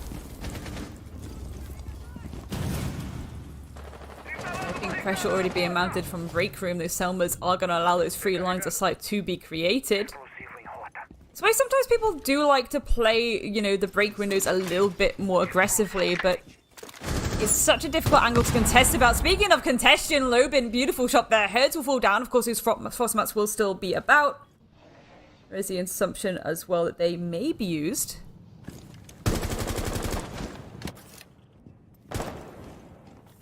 Or herds. Or herds. And with that, you can see the reaction from W7M suddenly scrambling, going, okay, well, we've just lost a player. How do we reposition? And this is where they're at their strongest. Their adaptability to change position and get set up for those crossfires. Low Swan taking their time, though, Grace, doing their due diligence, their fundamentals to drone forward and get as much information as possible before they execute. But that's the issue, Novi. They have 2 drones on the table that are still in pocket. They've lost all of that intel, all of these drones. They have nothing here. That's where the delay is coming from. You can't really push blind into this kind of setup. There's still these extensions. I mean, Rise is going to get 1 at least. JV will fall down. So they do have the advantage now. If they can try and work around these duos, go for some of these swings together, get these crossfires as they push, maybe that's their best bet here. But again, they don't have that information, so it's a little bit of risky business right now. They just started droning now with 20 seconds left. Felipox returns fire back towards Lobin, but Nade gets traded back. Felipox doing the work for W7M, keeping them in the round, but it's 10 seconds. Ooh! Oh, what a shot! Outstanding kill! But no, Los One just bully them with numbers, Grace. Just completely swarm them and suffocate them on the site. You know, okay, fair enough. We don't need intel. We'll just flood towards you. Like, I respect it. That shot was nasty, though. Oh my goodness, it really makes you sick. Goodness me. But no, that was, again, really well timed by Los One. They were like, okay, well, we have the player advantage. Let's just go for this collapse and make sure we're covering these angles. Because W7M, I think, had gone a bit more passive, they'd fallen back into some of these more predictable angles, I suppose. The pre-fires could come through a lot easier there on that execute. And Los One in a very comfortable position now. Because W7M choosing the same sites. You know, they didn't necessarily struggle in this, but it was more down to the early kills. But often when you see a team losing that round or whatever on their defense, they tend to switch things up just to make sure that the attackers are still guessing a bit on their toes. Los One have already won this attack. Now they just need to repeat that. A 3-3 scoreline is very, very good for them. But it came down to an opening pick onto Herds. Is W7M going to overextend and allow Los One to get that advantage? Anytime can tell. It's interesting that Solus has come out, though, because, again, granted, you know, Los One haven't been doing too well with that drone eco, especially that last round, but at the same time, it's not just about things like, you know, getting those drones taken away. It's even things like holding for that final plant. If you can get underneath, if you can go for that vertical, you can deny it. However, Filippo doesn't have nades, so it will have to be an upshot from the floor below. Let's see how much use they get of it. Again, at least you can kind of assume where that initial entry point is going to come from as to where those drones are set up. Candela's getting thrown into the cafe corridor just outside Arcade. Lobin's going to send in the replicator. Get a bit of information. Hers goes, okay, now you know where I am. Throw a keeper barrier and I can rotate round. But frag grenade's going to get tossed. Herds definitely dances around the grenade, but Rotero drone is going to force him back. The keeper barrier is gone. A lot of that defensive barricade is no more. And Los One is looking to hunt down this army, but it's Rise is the first one to fall on that Solus, taking him out, and that'll be Los One falling against that entry frag for W7M. Yeah, Hers has done a really good job of pulling back and preventing that push into Cafe, but has now fallen back. They've decided, okay, I've wasted enough time. I've wasted a ton of that nade utility that Lobin had. I can just pull back a little bit safe now and work with nade. If they start sending any flashes in, we've at least got that Warden utility now to be that extra line of defense. Got Zero going for an additional angle too. Actually looking to go for a little bit of a split push here. Still applying these pressures, going for these choke points, squeezing the machine of W7M. And now for Los One, this is their crunch point. This is where they have to decide how they play. They're not amazing in those man disadvantages situation on attack. They tend to panic, but that is a great kill to get them back in the swing of things. Lobin has Cafe control, but is getting contested from Arcade. There's also the site player to deal with as well. His army steps too wide. Herds gets completely blown apart. And with that, Los One, with 30 seconds, have a chance to swing onto the site. Ooh, swinging like that, bro. Nate's gonna collect a freebie. JG as well, and KZ gets one before getting another onto Maya. A swift little cleanup as that execute came through, but they didn't quite have the util to enable them there. Yeah, the Candela's getting thrown in, but not exactly hitting.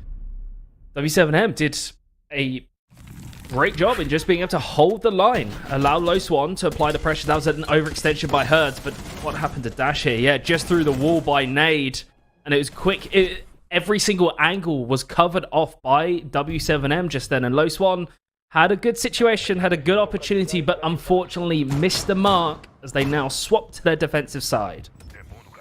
Again, just not really having the information. Yeah, the swinging through break is a good option, but you've always got to be careful of any kind of damage to the wall of the left, whether that's the rotation, whether that's a line of sight. Incredibly tricky business to try and go for that. But again, you had the Candelas, so maybe that gave you a bit of a safety blanket. But of course, those Candelas aren't going to reach into other rooms if people are holding it from the other room. Difficult situation to go against. They were running out of time, Novi. What else could they have done? Very, very flustered, to be honest, from Lost One at the end there. But as you say, they're going to that defensive side now. They're already bringing the alibi out, which I personally really love. I think it's a really nice bit of kit as long as that alibi stays alive. Sometimes you land yourself a little bit of free intel if people do go for those pre-fires and you do get that live ping. But otherwise, again, just like the Oryx, you have that Bailiff secondary. You can make these nice little lines of sight. You can make these rotations. You can go for a little bit of a roam and still have that utility to get yourself to safety if needed. And of course, the shield. We all love a bit of shield action. Yep, the deployable shield is just so invaluable. We basically saw the Azami, who has her own set of deployable shields to deploy, just completely control Cafe, ultimately, for W7M. But the alibi, like you said, with the amount of extended site setups and the soft walls as well, those Prismas, there is plenty chance to accidentally ping them, completely unintentionally for W7M. So perhaps something that they have to be conscious of as they start to get pinged already.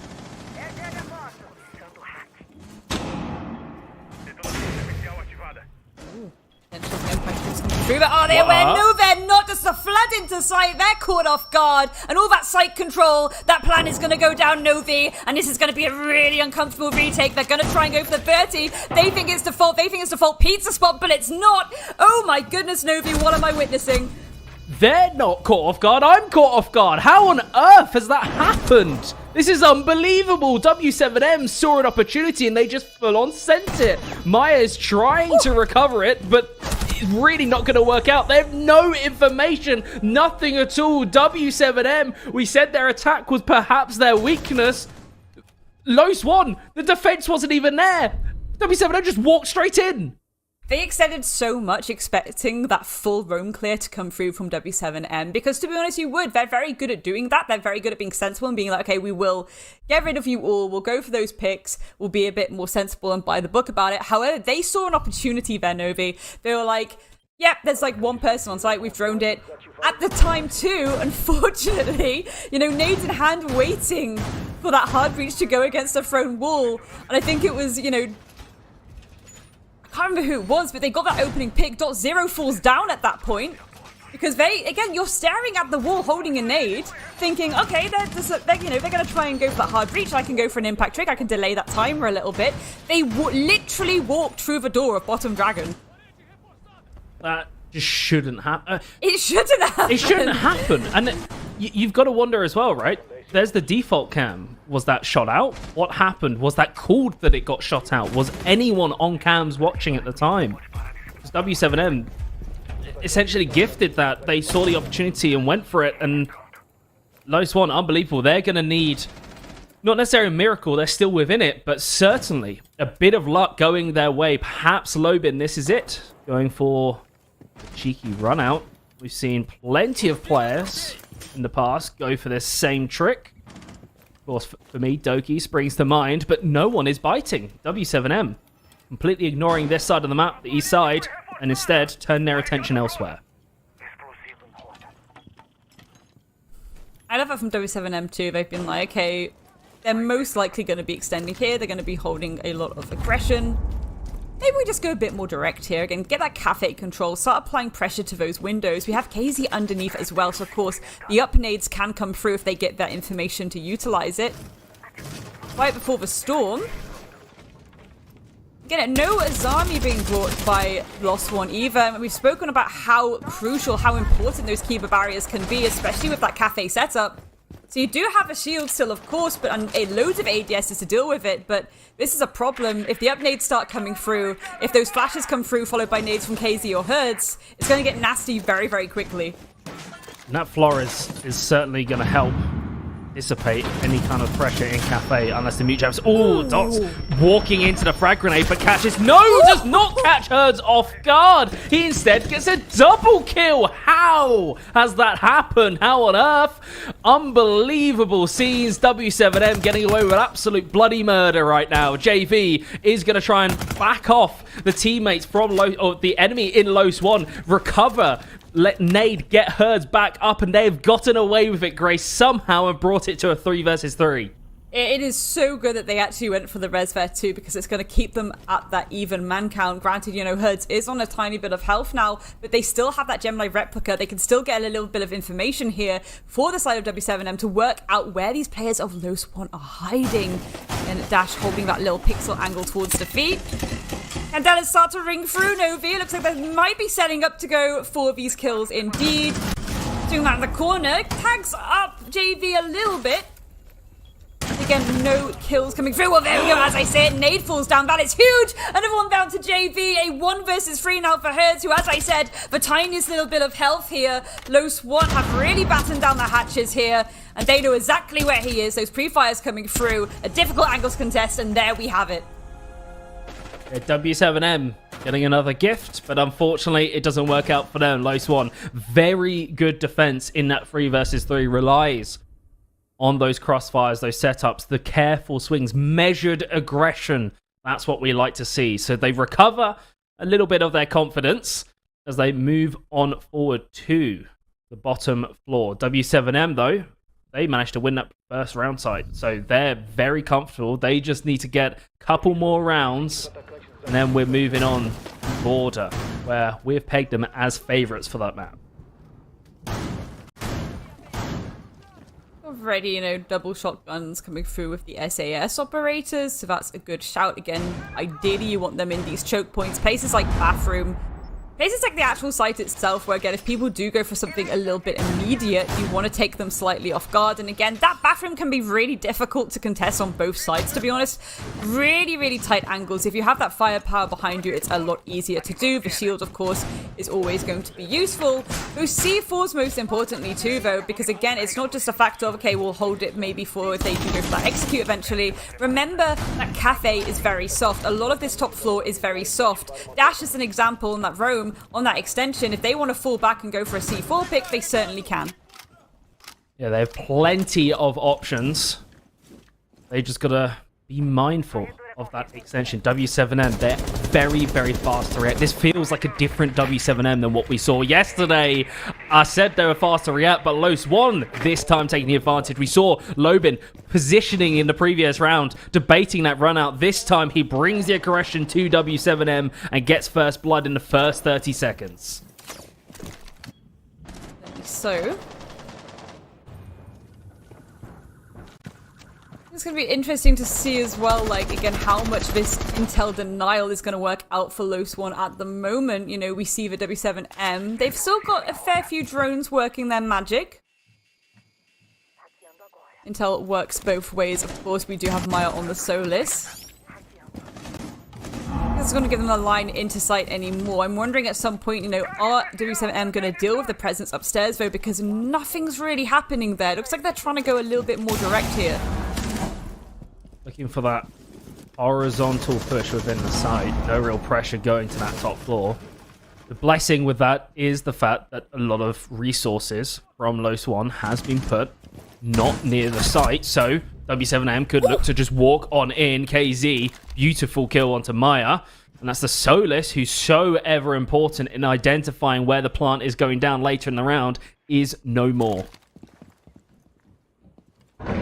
Again, really nice stuff for W7M, because KZ still has both nades in pocket as well, and they have tons of flash utility, so they have so much working for them in terms of how they want to go for that final collapse. They just need to get into these positions. They just need that information right now. Again, 2 drones left in pocket, so that could be what's giving them a bit of a standstill right now. They're waiting for Los 1 to go for an overpeak, and it's just not being given to them.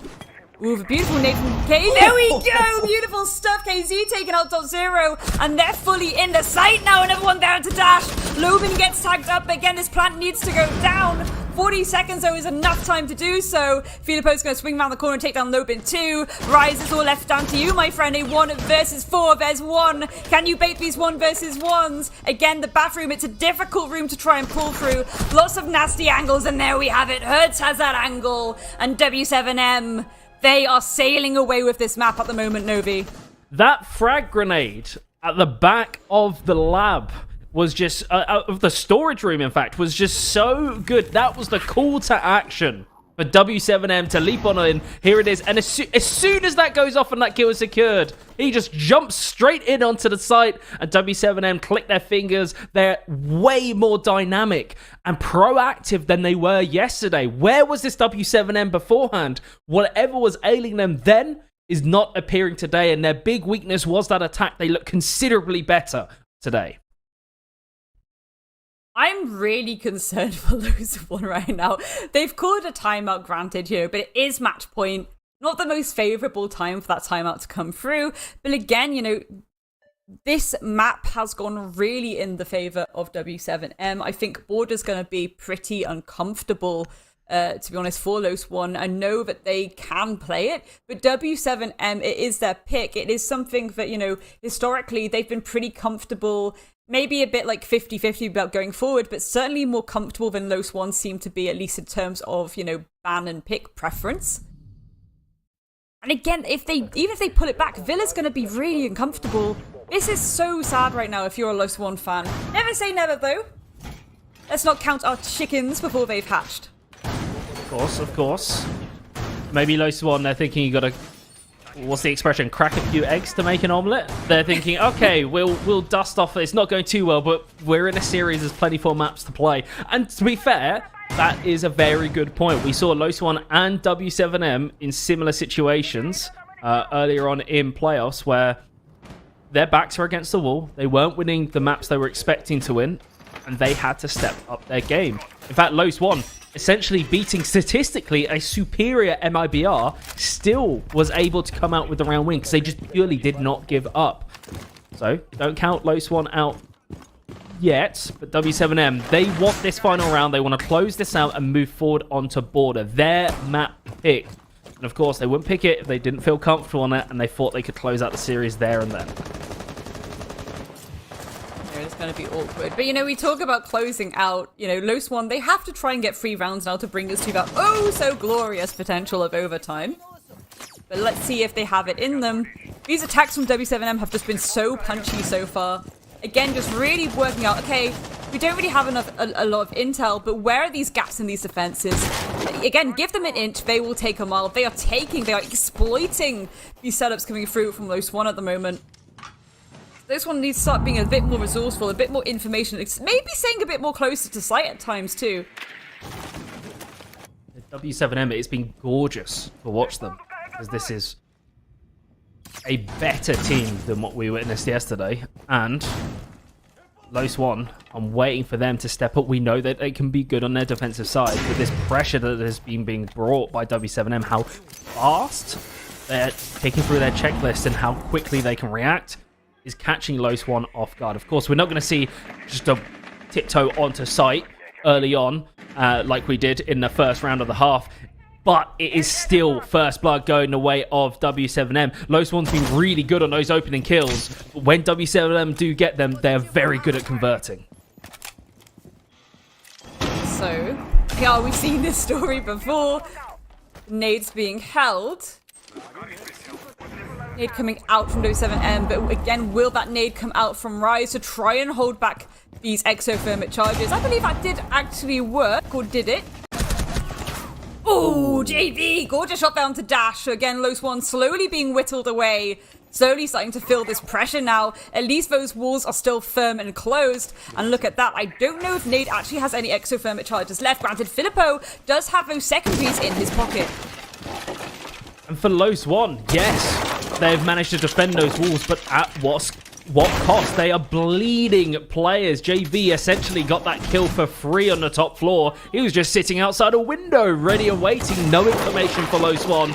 Get caught out, and with 30 seconds on the clock, those toxic babes are going to start detonating, which means the W7M, without that crossfire setup or the opening in the wall, they're on this very direct approach, and that's just going to help the smoke count even more. The Capitale looking for an engagement in which to use the tactical crossbow, but there's only 12 seconds. Another one for KZ, but Maya is holding true on the opposite side of the site. A double kill before going down, but there we have it. W7M take the lead on Theme Park Dream Park. Wowsy, wowsy, wowsy. I mean, I said it was going to be a barn burner, but not like that. W7M really putting their foot down here and being like, we are W7M. We will take your map pick. 7-3.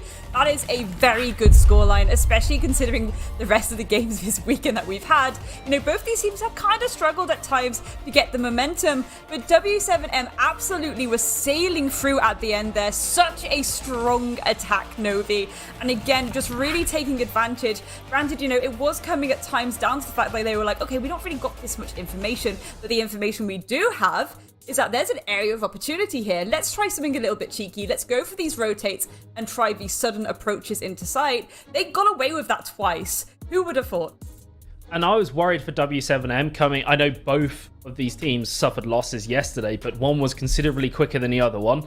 And yes, you can say, having a very hard loss is upsetting, but having a very long, drawn-out best-of-3 series, and then it being the later game, and then having to wait and play another one, I was worried W7M was going to come in very, very slow, right? Take a few rounds, a few maps maybe to get going, and maybe sit and wake up towards the second and third. But no, they continue to surprise. They pulled that starting trigger, and they're already across the finish line in the 100-meter sprint. These guys are rapid today. I do not know what's been their breakfast, but maybe whatever chef they've got, Low Swan needs to get their contact numbers, because whatever's in their cereal is doing work for them right now. You want a little bit of that cereal, do you, Novi? I mean, again, I just can't get over how strong that attack was from W7M. It's the stuff I love to see, especially on Theme Park. You know, if you know how to take advantage of the fact that 9 times out of 10, your opponent is going to go for these extended holds. If you see a gap in that defense, you can just go for it. But what we're going to go for is a quick little break. So do not go anywhere. We will be right back.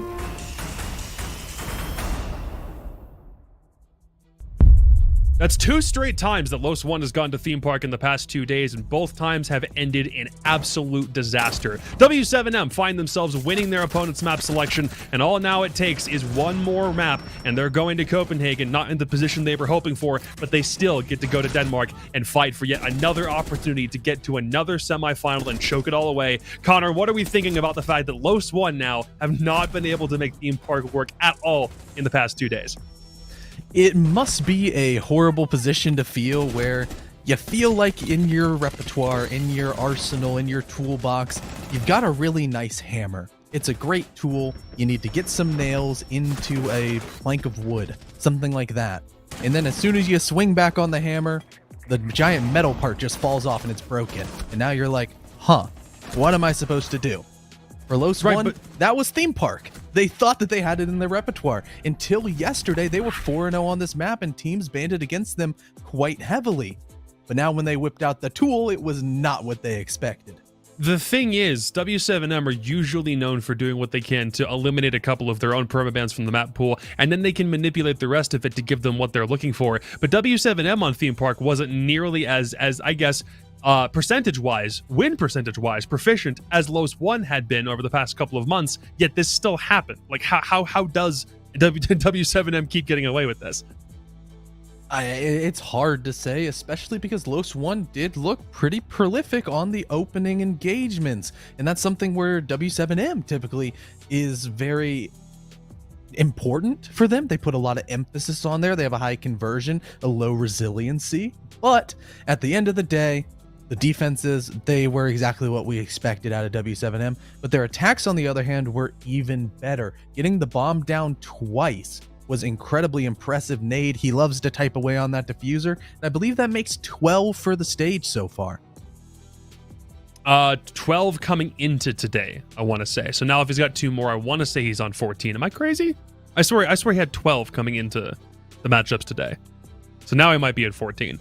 The point overall, though, is that objective play from W7M is great, but you really can't, like, there were like, Team 1 could muster almost nothing. When this was one of their previously, like, really, really special maps, a map that they would really only take out in moments where they thought they'd be able to make things work, now W7M are in the driver's seat. And they're not about to leave it. They have their foot on the gas and they are rumbling all the way towards Border, a map that we already know that they're fantastic with.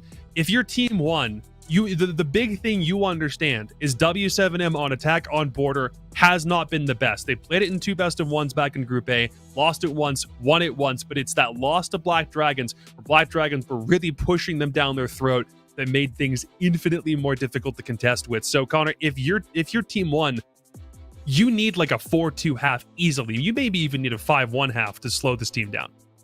Oh, you definitely do. And fortunately enough for W7M, there is a game plan that has been written out by the Black Dragons on how to beat W7M on that border.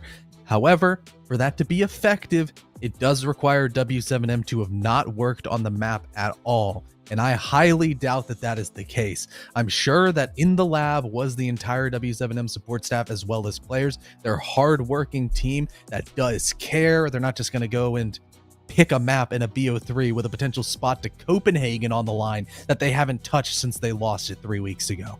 I was going to say, again, Los One are on the back burner. We can use all the same terminologies or like individual little phrases to figure out exactly the hole that Los One have put themselves into, and it probably still won't be enough. Grace, Novi, the only things I can really think of about map 2 being a good case for Los One is the fact that they start on defense. W7M's attacks genuinely felt weak and wet and uninteresting and uninnovative. It would be what Herd's first into the building sometimes. He'd die before he really had that much of an impact. How big of a first half do we need to see for Los One if they want to have any shot of forcing a map 3, Novi? A big performance. I've got to say, I just wasn't impressed from their defensive side. This is meant to be a team that, you know, we said some teams better in attack, better in defense. This is one of those teams. They should be good here on that defensive side. And W7M, yes, it was kind of predictable in cases. They were getting away with murder with the fundamentals. Their droning wasn't the best, especially later into the round, but they still got away with it, right? Which means that if it ain't broke, why try and fix it, right? W7M just have to literally just repeat what they did on Theme Park, here on Border, and there is no reason to expect it going any other way than a W7M win. Grace, any last ditch attempt, any chance, anything you can give to Los One in this game that might give them a chance to move us to map 3? But a really interesting point to make about this map is that globally, it is still a little tiny bit attacker-sided, 51 to 49. When you get to this region, it plummets down to 40% on that attack, and I know W7M, they're on about a 42% win rate for their attack on this map, so maybe that's where Los One can really benefit. Again, for the region, the reason maybe that attack rate is so low is because of the willingness of this region to take those hyper-aggressive fights to the balconies on that defense from the get-go. So maybe, again, if Los One are able to bring that to the table against some of these kind of runouts that we classically get to see with Border, maybe that's going to get them that opening pick. They can just pull back to safety, get their reposition down, and maybe that'll give them a good footing to go off. Well, this might just be it for W7M. They've had a long road to get here. It's been 3 weeks, but they've gone through several different phases already as a team to prove that they're still worthy to go back to international competition and try this formula someplace else. And for Los One, you're one map away from the LCQs, and that is the absolute last place you want to be, especially considering you were the only team that didn't make any roster moves before this stage started. Copenhagen's still on the line. One more map, and then, I don't know, maybe we'll get the last one. We'll see. It all comes down to how Los One perform on Border. You two take it away. Thank you so much. Border, a map that I don't think that we've been blessed with getting to cast this yet in Brazil. So very excited to get really stuck in and see what W7M can do on their attack. You know, like we were touching on the desk, W7M looked a lot better, but also Los One was not punishing them anywhere near as much as they should have been. I think punishing is going to be the main thing here. Los One need to play a bit of El Clasico Border again, going for these aggressive pushes. You know, again, still it's Border. CCTV control the main crux here. East control the main crux here. Consider the map. You split it in half, right down the middle, like a cake. Boop, and then you split it into that two half of the CCTV all the way to East Stairs. And then at the top, you have obviously Easter Armory.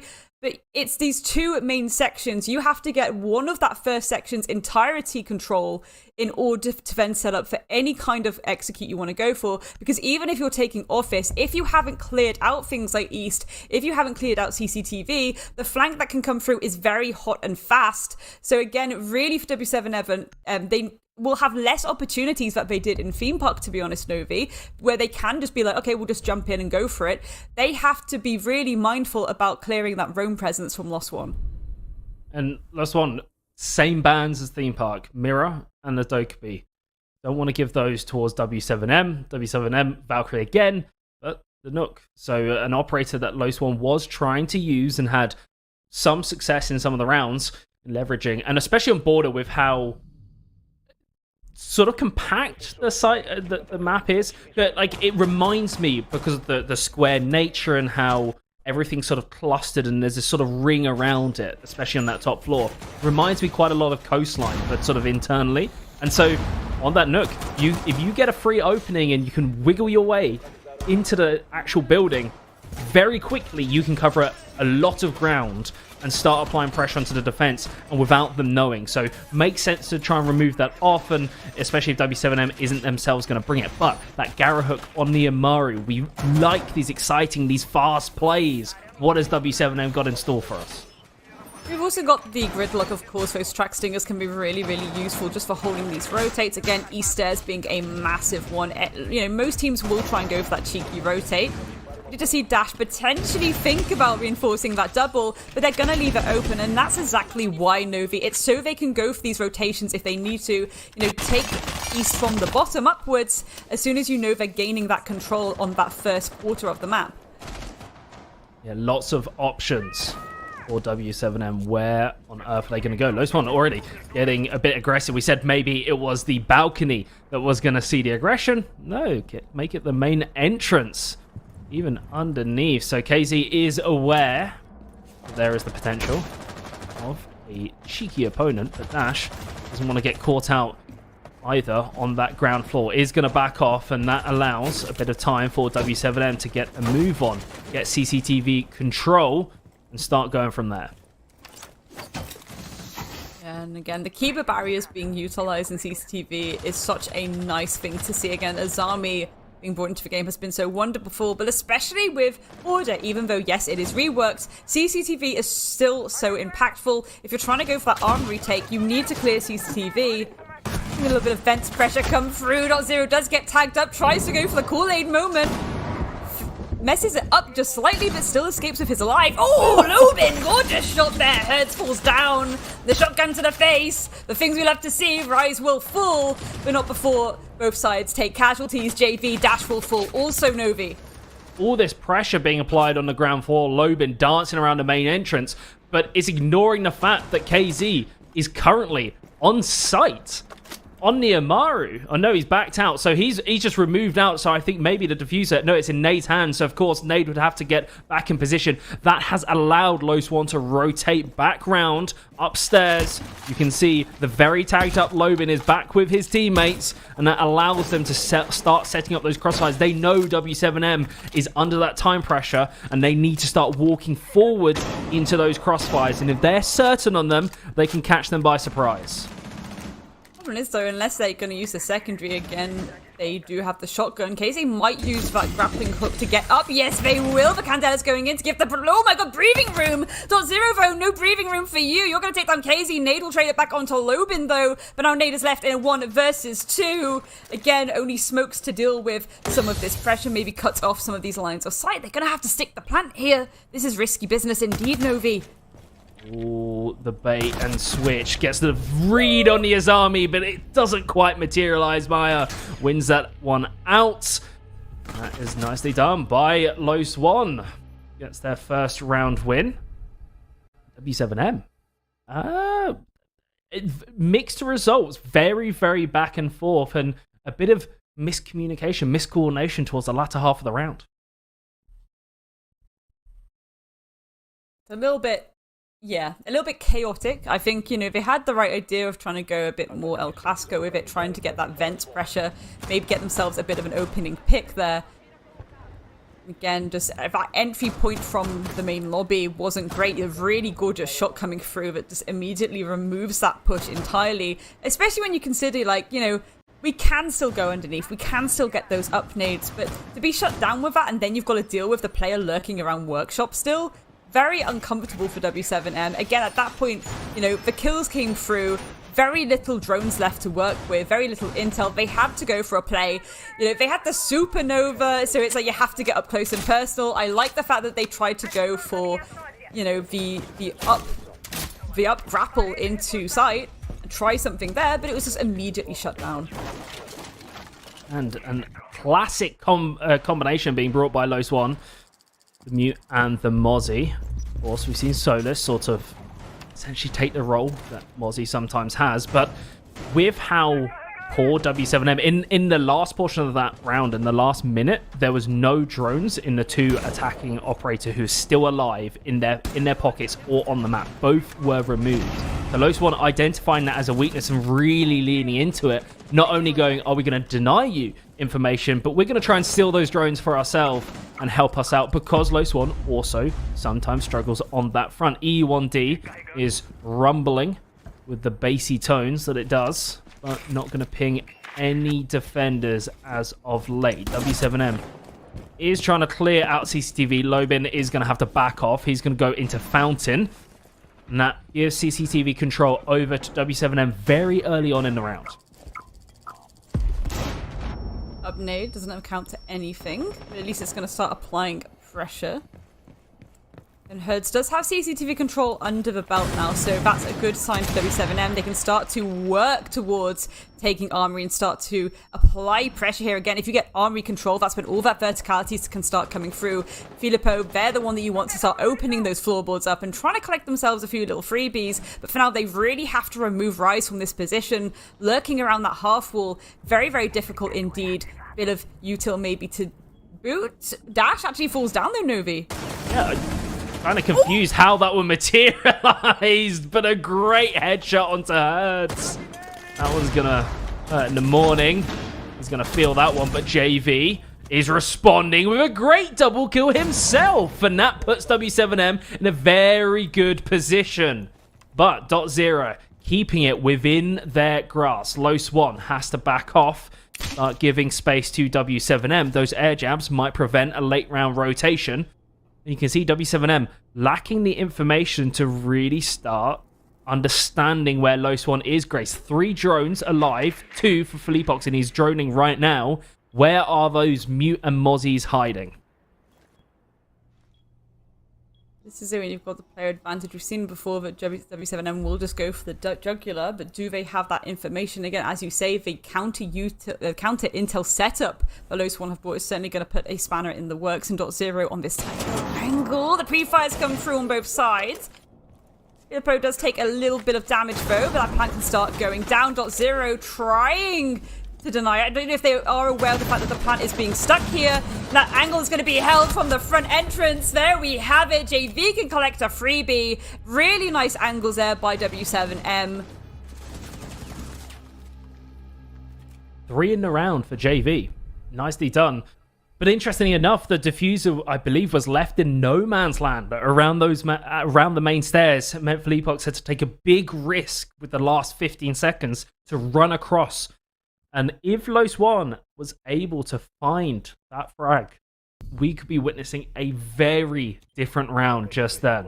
W7M getting graced by a essentially slight whiff on the Low Swan side. So W7M move to 1-1. They're looking comfortable. They're looking fresh. Low Swan going back to...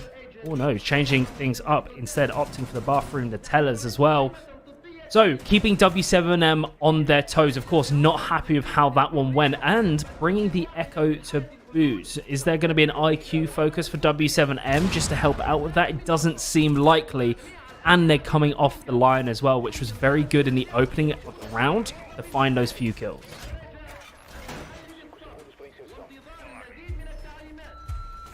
I think that the IQ and the factor are being brought by W7M just to really enable them to get rid of some of this utility that perhaps they were having difficulty with last round. Again, the mute jammers, the Mozzie pests as well. You can get rid of it very, very quickly if you have that kind of arsenal behind you. However, this makes me worry a little bit more for .0's yokai drones. Again, how impactful yokais can be nowadays. We've seen various changes to how people want to play that in the last 6 to 9 months. And again, people are being a lot more flexible with it. We've seen how impactful it can be, again, denying the plant in this season in particular. And Candela going to bathroom already is quite fruity, actually, from the side of W7M. Decide to apply that pressure, maybe baiting Low Swan into thinking, okay, are they actually going for a direct execute again? Is it a theme park 2.0? The W7M, they see an opening. Like you said, they'll go for the jugular. They will not hold back. Low Swan has been doing a good job of trying to dissuade that opening aggression. At least trading 1-for-1 in a lot of scenarios. Maya getting tagged out, shot down so early on. And then Dash getting ripped apart to boot, losing the HP. That is quite disastrous for Low Swan to lose such an important key player so early on in the round. Be waiting for a freebie. Obrigada. Good stuff indeed. Rise will fall down. A 3 versus 5 now for W7M. And this is looking very strong indeed. Remember, they still have all this utility, Novi. They can really make something work here. The Banshees do give the indication that this collapse may start to come through at some point. So Dash is desperately trying to look for an entryway. Lobin takes a significant amount of damage as well. Again, loads of smokes, loads of soft destructibility to deal with this. KZ taking on Dash. Down comes through as Hertz falls down. KZ falls too, Novi. What is happening? Lobin is just destroying them on their backline. .0 approaches on the eastern stairs to try and cover his teammates' retreat back to the site, and Lobin is able to retreat, but without .0 in tow. He falls down. The hatch is going to get blown, and this is a 4 versus 1. Despite Lobin's best efforts in holding that office position, he is no more. Felipox closes the round, and that's W7M taking the lead. They're leading the series. They're now leading map 2. They are, but again, remember, let's not count our chickens before they've hatched, because this is still an uncomfortable kind of map for W7M to approach at times. It is their less favorable side when approaching border, but the fact that they're taking the lead now, that pressure has to start amounting onto Low Swan, because again, you know, W7M, if they get a really, really big round lead here going into that second half, they go to that more favorable, you know, at least statistically, side for them on that defense. It's about a 63% win rate for them on that defense, and that's where the pressure will start to amount to Lost One, especially because I imagine W7M, they will be taking those gunfights from the get-go. I am expecting they will do little dances out into the corridors to try and snag themselves a few little freebies. So if you're Low Swan right now, you need to keep this in your favor. You need to ideally now get 3 rounds in a row, end on a 4-2 split. That's their best chance of not getting 2-0'd here, to be honest, Novi. It's going to be tricky. Low Swan now opting to bring the Vigil. For me, similar to the Kavira, an operator that once he dies, the gadget's gone, no longer in effect. So Dash, who's currently sitting on a big donut, a lot of pressure on the shoulders. But Grace, 0. I flipping love this operator. Not opting to bring the Heart Breach, but with the ARGS launchers, especially with the change, and then the Gon 6 as their sidearm. This is an operator which, to me, is like Capital, brings so much utility, but a variety of utility for lots of different situations. And especially for this site, especially for the Armory, this is such a good operator to bring. Especially for border, because again, having the change where you now get 2 claymores, we see they've already been placed, but again, it's because of how frisky people can get around those balcony runouts. And even if they want to, you know, we just saw Dash get tagged up, because you can make a hole and run out of that breach downstairs. Lobin, though, JV will fall down, so all that self-destructibility of that sledgehammer is now removed, and those all-important nades, Novi. Yep, big loss, losing JV so early on. But this is why you pick the rest of this lineup in terms of operators. Brava has double the amount of drones as the standard person. You've still got frag grenades on the Iana. You've got the Argus launcher. You've got the Zofia. There is plenty of redundancies built into this W7M lineup. And now with the 4-on-4 man count, as the halfway point reaches us, Low Swan, they're taking stock of the situation. It's Maya to take the engagement towards KZ. Now, yes, they might have a lot of redundancies, but that still doesn't mean you can't lose everyone. Plenty of drones still alive for W7M, but without the time in their favor, they're going to have to start taking risks and taking quick decisions. Lobin is going to get tagged out there, quickly dispatched by 2 players, but Dash replies in kind onto Herds. Maya again onto Felipox, being a standout player that we watch, and it's all on Nade. Firing the Argus launcher in the last minute to get a bit of information, but it's 3 players still to find, and not a lot of time to do so. And again, I like the fact that they were trying to get that information just so they could try and contest that player in CC. But of course, the default house cam was still up, so that would have been called out to the rest of Low Swan. And now they're just going to actually batten down the hatches. They're holding these crossfires. They're being like, you know what, we have the player advantage. We don't need to overpeak here. We can let Nade come to us and we can take his head clean off. If you're Nade, you're desperately trying to bait into these 1v1s right now. They are going to try and stick the plant though. Low Swan think it's a bait. Oh, there's one. There's a little collector. Again, Nade, 20 seconds and a dream. Can they make something work? Maybe they go for a little bit of a pre-fire here into the Capcan's face. But no, there we go. Rise will shut him down. And Low Swan bringing us back to even Stevens. Okay, Low Swan, good job in sitting back, letting Nade walk into you and into those crossfires. But huge caveat to that, huge asterisk on that compliment, was the fact that they almost just completely messed it up. Nade was able to get that first, bring it to a 1 versus 2, and then Rise is on his own. Where's the other defender? Where's that crossfire setup? They opted for the rotation, but was that necessary? Because if Nade gets that kill, he can get the plant off for free, and you're in a 1 versus 1 with the time pressure on you as a defender trying to retake the site with no information on where the 0 is. Nade should win that all day. That is far too big of a risk that Low Swan is taking at this point in a series when they're already 1 map up and you're so close to being kicked out of playoffs and not going to the major. And lots of vertical utility being brought to the table as they have sussed out it is indeed workshop. So we're going to see these repicks onto the buck, onto the sledge. Last time they kind of struggled a little bit to get the time under their belt. I would like to see them do things a little bit quicker this time. Again, a really strong hold, even on that half wall from Low Swan. They've really kind of put their heels into the sand, so to speak. And here we go. I was wondering how long it would take for the spawn peaks to start coming through. Unfortunately, it doesn't quite land on anyone for Lobin, but I love the fact that they're going to start getting a little bit friskier with it. Yep, we saw Lobin gearing up on Theme Park to do the same. I believe got at least one opening kill from it. Doesn't materialize, but will keep W7M on their toes. Keep them dancing. Speaking of dancing, Herd's going to be dancing on Dash's grave at this point. Herd goes for another engagement, removes .0, decimates, destroys, complete and utter destruction from W7M towards Low Swan. And just like that, in the first minute of the round, Low Swan is at an utter loss. They are baffled right now with how much they've lost in that first minute. Punishing the aggression there by Low Swan, desperate to get those opening kills under their belt. Maya has had to drop down into Workshop, but look, Arise is still willing to hold on to this top floor. This could cause a little bit of a kerfuffle now for KZ. Filippo, there we go, takes out Maya. But Rise, the patient of a saint, and it pays off. They're going to drop down right into the open and willing arms of Filippo. Good stuff, W7M. They won their ones, despite, again, the aggression from Low Swan. Either Rise knew about that hatch and was just going to drop in, or while moving towards the hatch to drop, saw the other player, went, oh, I want to take that engagement, and was completely surprised, right? Like, it looked like Rise had no idea, was like, I'm falling. But W7M, they're going to take that all day, almost a flawless round. Really, really good job by W7M. And now, once again, they're not only in the driver's seat of the series, they're in the driver's seat for this map as well. And Low Swan on a map that statistically in the region seems slightly defender-sided. They are starting to struggle. They look only confident on 1.5 sites.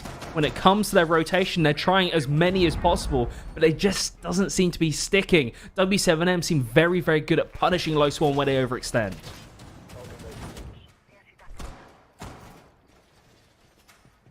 The castle utility being brought out again, just essentially cutting more pieces of this cake map into these quarters now. The double barricade on that long corridor, even again extending maybe a little bit more into CCTV. It's kind of segmenting the map even more, and that's going to again create a delay for W7M to have to go through. Drawing those battle lines. Which W7M is going to go, okay, we're going to have to cross here. But if they can take it, well, Uno reverse. Any soft destruction angles that you've opened up, suddenly the attackers are going to start using them. Okay, Nade, we're going to pretend we didn't see that, mate. But it doesn't matter. He gets the second one in, slightly deep. Maybe not as deep as he would have wanted with both covering that complete soft destruction hole. But Maya gets the first onto Herds. The Candelas go out. The Nade seems dissuade from jumping on in. Doesn't seem safe and has blown that smoke. Does try and take the gunfight through the window. But it's Dash who is removed by KZ. KZ looking for the second. W7M very good at this quick 1-2 jab. They're really comfortable to take these 1v1s, these 1v2s. JV follows through into Lobin and Grace. Low Swan looking like they're losing another round in a row. W7M are heating up, applying the pressure. Pressure certainly can be amounted now a 4 versus 2. Granted, .0 does still have the yokais in pocket. It's a case of getting to a safe position. Maybe this is a part where you try and hold off a little bit. You try and stay alive. Again, going for this massive extension now all the way into Passport. Very dangerous business indeed, especially when, again, look how much utility W7M still have in pocket to play with. They've got flashes, they've got loads of soft destructibility. JV, gorgeous shot down to .0. And again, Rise, 1 versus X. They know exactly where he is. He's going to get caught out of here probably. The Sharks are hungry in there. We have it. JV will take him down. Yep, W7M is hunting. And Low Swan is just prey for them. They are the predator. W7M looking very, very in control of this game. And now they're going to their preferred site. So not only were they dangerous on attack, They're even more dangerous on defense, Grace, and this could be really a are. very quick series. W7M really close to booking those flights to Copenhagen and Denmark. I think this is the thing too, right? If you're Los 1 right now, you're like, oh goodness me, we lost our map pick. This is W7M's map pick. They've had a really strong attack, despite maybe it being less in their favor statistically. W7M, I wonder how many spawn peaks we'll see this time. Again, we did see at least one from Los 1, but it is something that you do see quite frequently if they're given the opportunity to do so, especially with this map. It's again why, out of all the maps, I think, where you're getting the most bang for your buck for taking claymores, it is going to be Border. Yes, again, they had changes to this map, but it's still the same old Border. It's still Spawn Peak City, and I'm really excited to see if Herds will go on a little bit of a tear here. Yeah, W7M, they've got that buffer. Yes, it's only 2 rounds, but getting 4 on attack, at least in Brazil, very, very good position to be in. So you've got a bit of luxury here to take some high-risk plays. Like, why not? You could close this series out even more. You can rattle Los 1 just by going for the run-outs like that onto the balcony. You make Los 1 question every single window and door that they peek, and that pressure in this situation can make them crumble.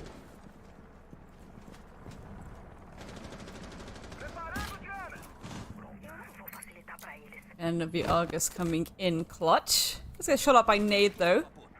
At least that's going to give them the awareness. Okay, there's going to be a 0 brought here. We need to be mindful. We need to make sure we keep our ears out to see if any of that utility gets placed against us. So far, almost like the quiet before the storm. W7M, considering I thought they'd get pretty bolshy here, pretty aggressive, they're being very patient with it. They're not ego peeking. They're not going for anything too, risky here. They're playing it very sensibly indeed. They're even pulling back here as those drones start to come through from CCTV. Why not? He can still play around 90 and rotate back in later into the round like he is doing now, just in case. Those Arcs is going out, but too obvious. All 3 have been shot out. I believe there's one more in pocket. Nutshell thrown by JV, who's having a stormer of a game. Currently on 10 kills. 5 KD, which is incredible.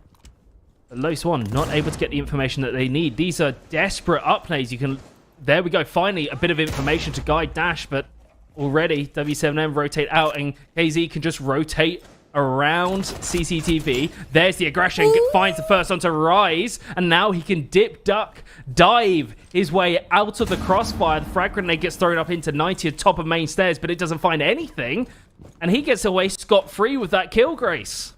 A lot of structure and a lot of confidence. We even have JV holding sandwich just in case someone does decide to get up on vents. So that has forced .0 to go for a little bit of an alternative angle. Looks like Lobin is going to go up as well and try and go for that entryway potentially into archives. And that's a very dangerous angle to have to go against, especially Nade actually holding the C4 for office. This is where things certainly start to get a little bit frisky. The jumping through the window is Filippo aware. Hertz does get one to .0 there though. Yep. Hertz removes .0, but then the rest of the players jump on in. Lobin and Maya follow suit to the grave to join their teammates, and Dash is the last one, but he'll also be 6 feet under. W7M looking utterly dominant on their defensive side. This series, it looks like this is W7M. It's wrapped in a beautiful W7M themed wrapping paper, a nice bow tied, and a tag that says "Welcome to Denmark" on it. I really love the fact that they were so patient. They weren't going for these, aggressive pushes until maybe that mid round. That could have lured Lost One into a false sense of security. And then suddenly we see KZ go for that push in break and actually land essentially a freebie. Realistically, there was 2 players there. You should have been able to shut them down. Again, awkward moments there for Los 1. Perhaps the pressure will start to amount now. They themselves are going to start taking that IQ out as well. They want to deal with some of this utility nice and early. And the main thing there was, I think they did want to get multiple dimensions of pressure here, but they were just cautious of the fact that W7M were willing to take these angles against them. W7M more than willing to take those angles. I think, say just they're willing, they will take those angles, right? They are having a field day right now on that top floor.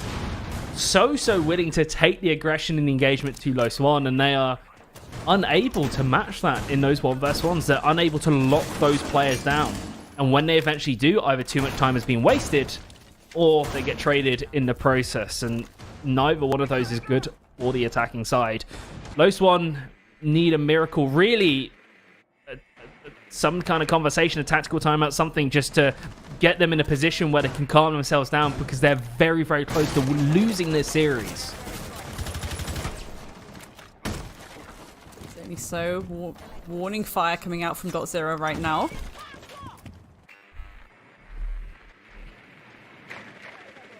Was a little bit of a quiet before the storm again. Los One just really mindful that they want to make sure that all of these areas are safe.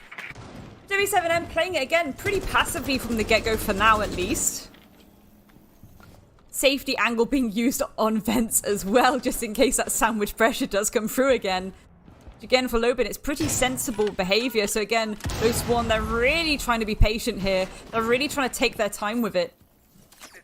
And this is great from W7M. I praise them for that aggression to take those fights, but they're more than willing to switch things up and slow the pace down. And Los One, they don't want to overextend. They're scared to, but in response, they're losing time. They're bleeding that clock dry. But Maya with the first engagement, the second as well. Fantastic kill to kick us off. And he's inside. He's working his way into the small office. Able to find a third. Looking for the fourth. He knows there's another player on the other side of Armory, but Dash removes him. And that's a 5-1. Maya single-handedly is keeping Los One in this series. Is this going to be a flawless phone, Novi? That could certainly raise the spirits of Los One right now. Oh, there we go. Yes, indeed it is. Los One fight back with a lot of patience there. And then when they had the opportunity to go for the jugular, they just went for it. Perfect round from Los One. And that came off of the back of Maya, a player, you know, how did Jacob describe him? The tip of the spear. He's the one who goes in and makes that play and opens everything up. But once that happens, you can see Los One just reacts. Dash just sends it. And suddenly, they come alive. But you can't rely on that individual player every single round. It's just not sustainable. And this is a marathon, not a sprint. They've got plenty more rounds to have to overcome against W7M before they're even able to potentially push it to a third map.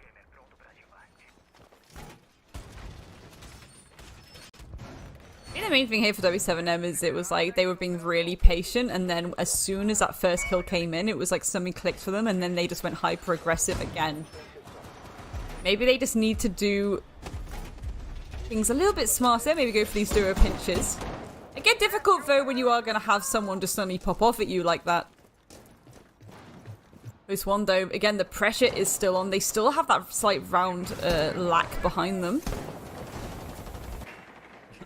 Lacking in rounds. That is lacking in rounds. Lacking in rounds. Los One. That is certainly the situation they're in.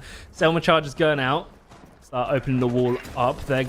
Maya's gonna look to create a crossfire on the other side as well, as they can start clearing out the east side of the map and work their way, the west side of the map, and start working their way forward to the eastern side. They tried a very direct assault beforehand and it didn't really work. When they've jumped in on the top floor, they're presuming it's not going to work on the bottom either.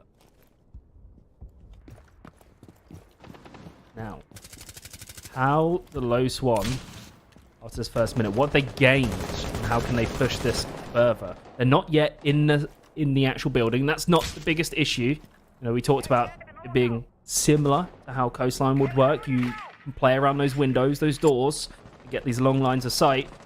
But with all that drone, that information, they've lost already so many drones. I'm just looking at their economy right now. What, 1, 2, 3, 4 remain? That's not very good at the halfway point.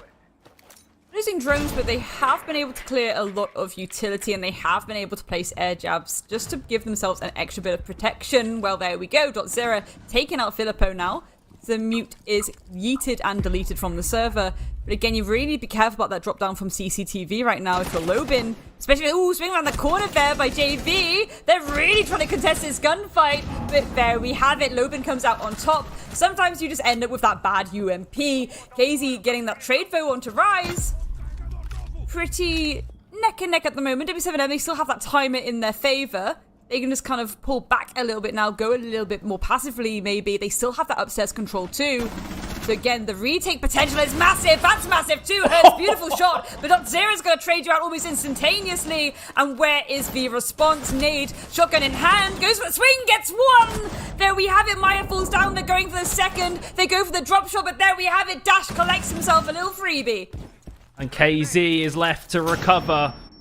This round that is swept by W7M. Los One had the man advantage. W7M had the time, but now it is flipped even further. Oh, what a shot, but it doesn't matter. The diffuser's gone down. He knows exactly where .0 is. Still flashes in hand, and that gives a brief piece of respite for .0, who goes aggressive, and KZ destroys him in the 1v1. W7M move on to series points.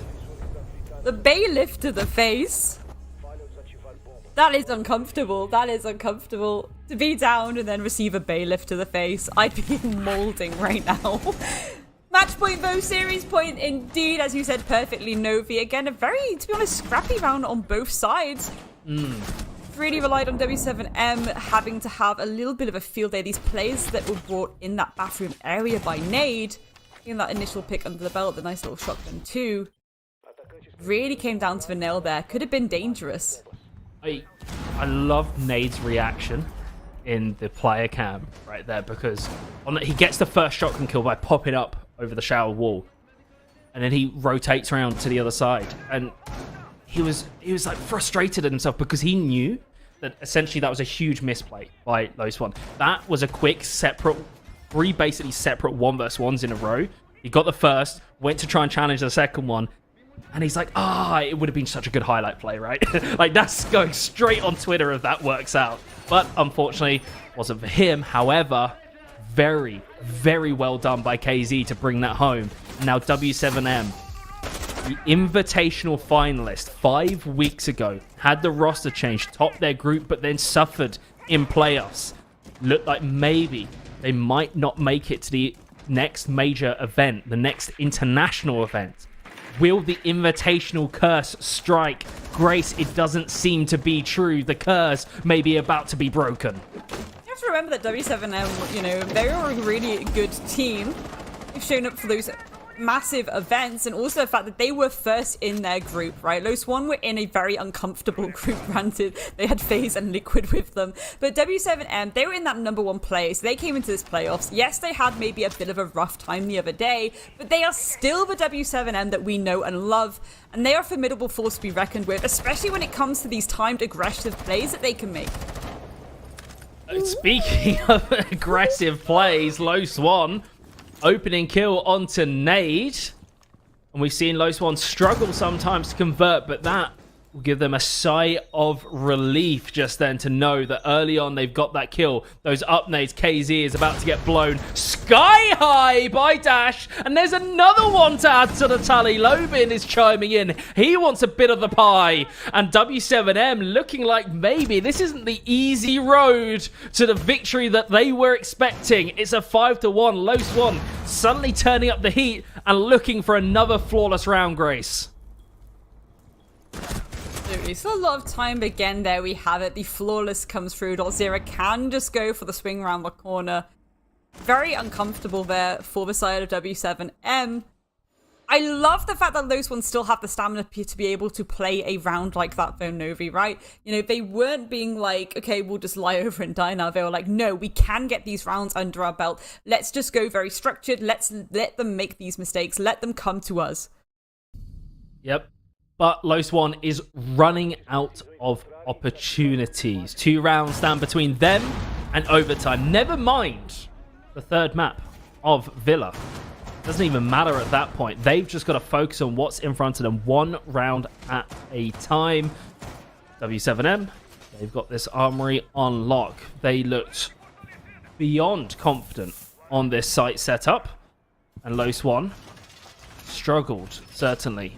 Went very aggressive in the early portions of the round. W7M punished them in kind. KZ especially around that CCTV on Azami was instrumental in their success, but has changed to the Solus. So maybe not the same setup we saw before.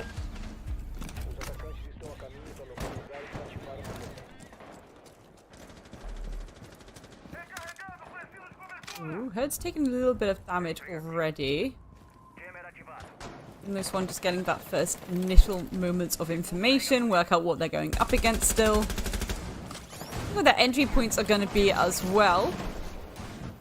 So they are going to try and pressurize the CCTV side.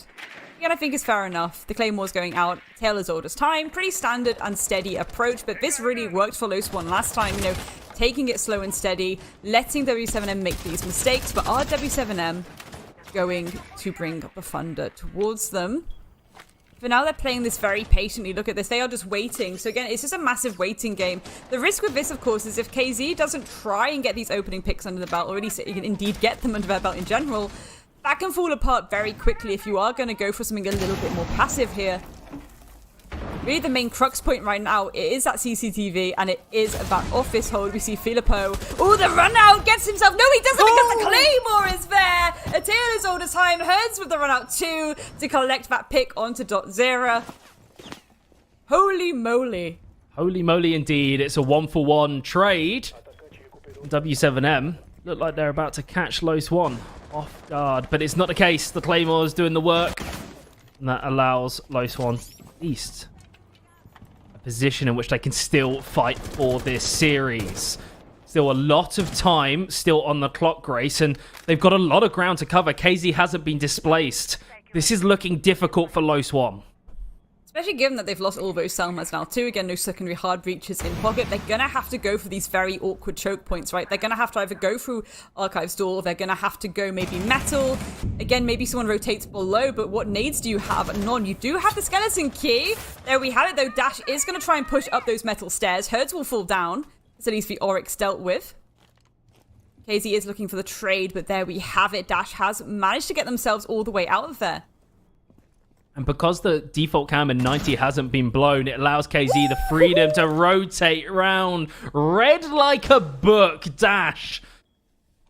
Absolutely annihilated by KZ. And with 30 seconds, I don't think they were expecting that for Los One. They weren't expecting to lose Dash so goddamn quickly, but Lobin is trying to keep them within. It just comes down to Rise in a 1 versus 2, playing for that spot in the Copenhagen Major. Make that a 1 versus 1. Rise is looking to close this out and push them even further, but no, JV brings it home for W7M. Your invitational finalists have made it to the Copenhagen Major. Oh, the timing in that, again, just because they didn't go for the peak, you walk further and further into Armory thinking, okay, maybe they're holding it, you know, the other side of the main wall there. They weren't. They were hidden like a rat behind that wall, and I'm completely here for that. W7M putting their feet down and saying, we are still W7M. Yes, it's been a little bit rough for us, but we were still, again, they were still first in their group, Novi. They were still the ones playing it invitational in that final. They are such a strong force to be reckoned with. Are we surprised that they've turned around right now and got the 2-0? I personally am not. Again, as soon as I saw that theme park and how that went, I was like, oh no, this is dangerous now. Los One are in a lot of trouble here, especially, again, given how that tends to play in to W7M's favor. They started getting those attacking rounds on the board. Seeing as that's a less favorable side, at that point you're kind of thinking, when this goes to defense, it's gonna get nasty. And Los One looked better on border. On that attack, they were starting to show signs of life, but where was that earlier on Theme Park? You know, it was too little, too late, and now they're in those last chance qualifiers. And if the open qualifiers are anything to go by, you don't want to be there. They are terrifying to go into, right? 100%. Again, you've got a lot of teams there who just want the opportunity to take on some of these tier 1 teams also. So there's always the gamble that you're going to have to go against like this death stack of people who, more than anything, they're maybe not that worried about qualifying. They just want to beat you specifically. Their eyes on the prize about it. So yeah, it is an uncomfortable way to try and get back into the major. And your 3 confirmed teams for said major are FaZe Clan, Team Liquid, and W7M. And no real upsets in the playoffs. It really went as expected. Maybe the FaZe Clan smashing Team Liquid to smithereens was not on everybody's radar. We knew FaZe Clan was strong, but not quite that strong. But Brazil is sending some amazing teams to the major. And with that last chance qualifier, the fact that there's going to be even more being sent, you know, the other regions, you know, the all other international opponents from the, you know, APAC, EUL, NA, they've got to have their eyes on, because Brazil, they look really, really strong. Especially when you consider the depth of map pools for a lot of these teams as well. That's something that I think the Brazilian region certainly has an advantage with, to be honest, Novi. Again, that's going to be probably uncomfortable for a lot of the other regions going into that major. Especially, you know, FaZe as an example, they are playing absolutely on top form at the moment. It is scary to see what they're going to do come May. Again, though, I reckon we should probably bring the desk back at some point. Again, they will be able to bring that down a lot easier for us, and they're the ones that are going to be able to give you the juicy, juicy details. So we'll see you very soon.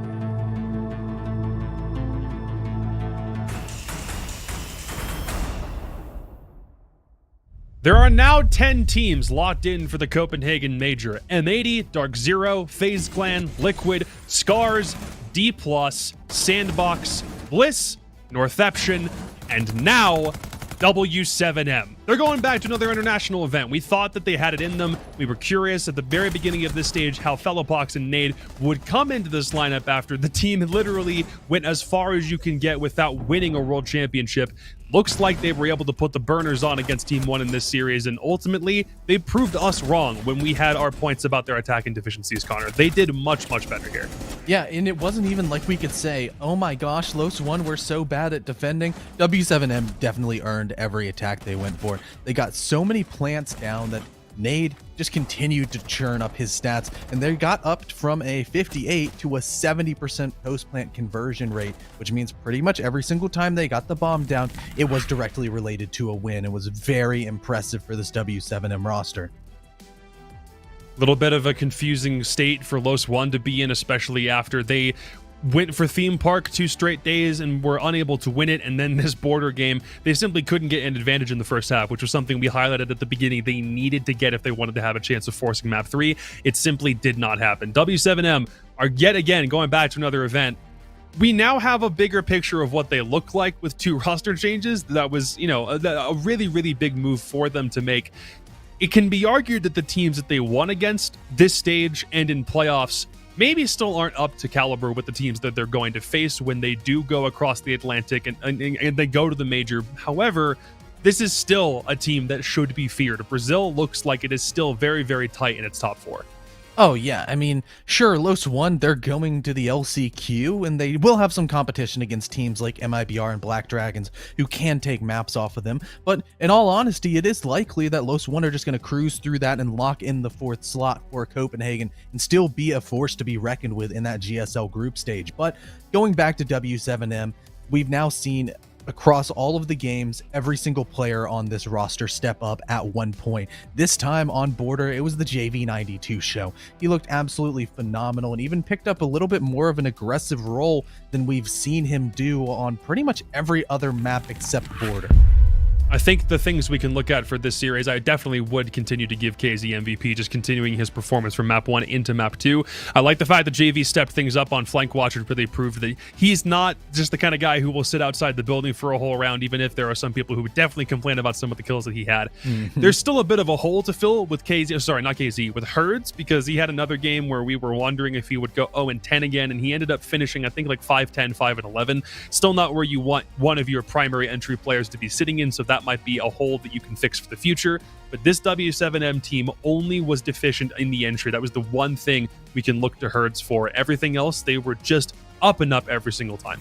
Yeah, but probably the most interesting thing about the deficiency in the defensive entry, in particular for W7M, is that they actually raised their resiliency stat by quite a bit. That's where you lose the resiliency entry stat engagement. is what, for some people who don't know? Yeah, it's when you lose the entry engagement, but you still win the round. It's proving you're a tough team with grit that can fight back. They're up to a 57%, which is pretty dang impressive. And with the showing this entire weekend, especially in this last series against Los 1, where Los 1 found the opening pick quite a lot, they still came out on top, and that's a really good indicator for the future. Yeah, if you're able to win a round, even if the entry pick doesn't go your way, we like seeing that. You want to get the entry pick in the first place, so if you're able to stick in it after that, good, but you want that to not be a problem for you in the first place to begin with. Let's take a look at how the bracket shook out. We're now done with the regular season and the playoffs for Brazil. We'll talk LCQs a little bit later on down the road, but this is how everything shakes out. W7M will be going to Copenhagen in phase 1. They will have to go into a 4-team group GSL style in order to qualify for the Swiss bracket, which both FaZe Clan and Team Liquid have already qualified themselves for. Those are the 3 teams who are going from Brazil. Connor, this was expected. Yeah, it was expected. Everybody all the way back to the beginning was thinking, yep, this region still with some fun new faces. I think LFO really kind of grasped our hearts early on in the stage, and we thought maybe they could make a run. But at the end of the day, it kind of was expected that FaZe Clan, Liquid, as well as W7M were the kind of 3 heads on the Cerberus that we know as Brazil that can be so dangerous at international play, and they're all going to be collected once again.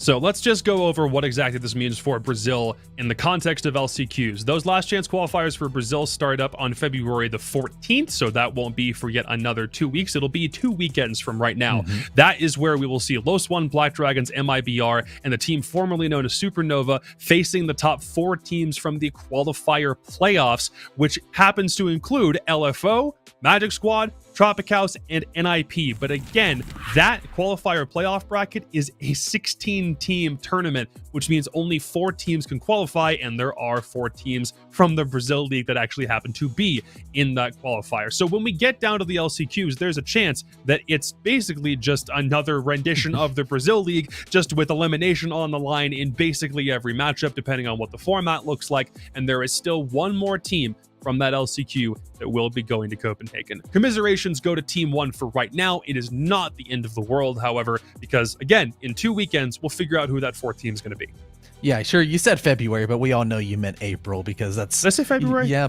You did a late April Fool's joke. We had one yesterday, and you had to just bring it on. Mentally, I'm still in Montreal. Let's be real.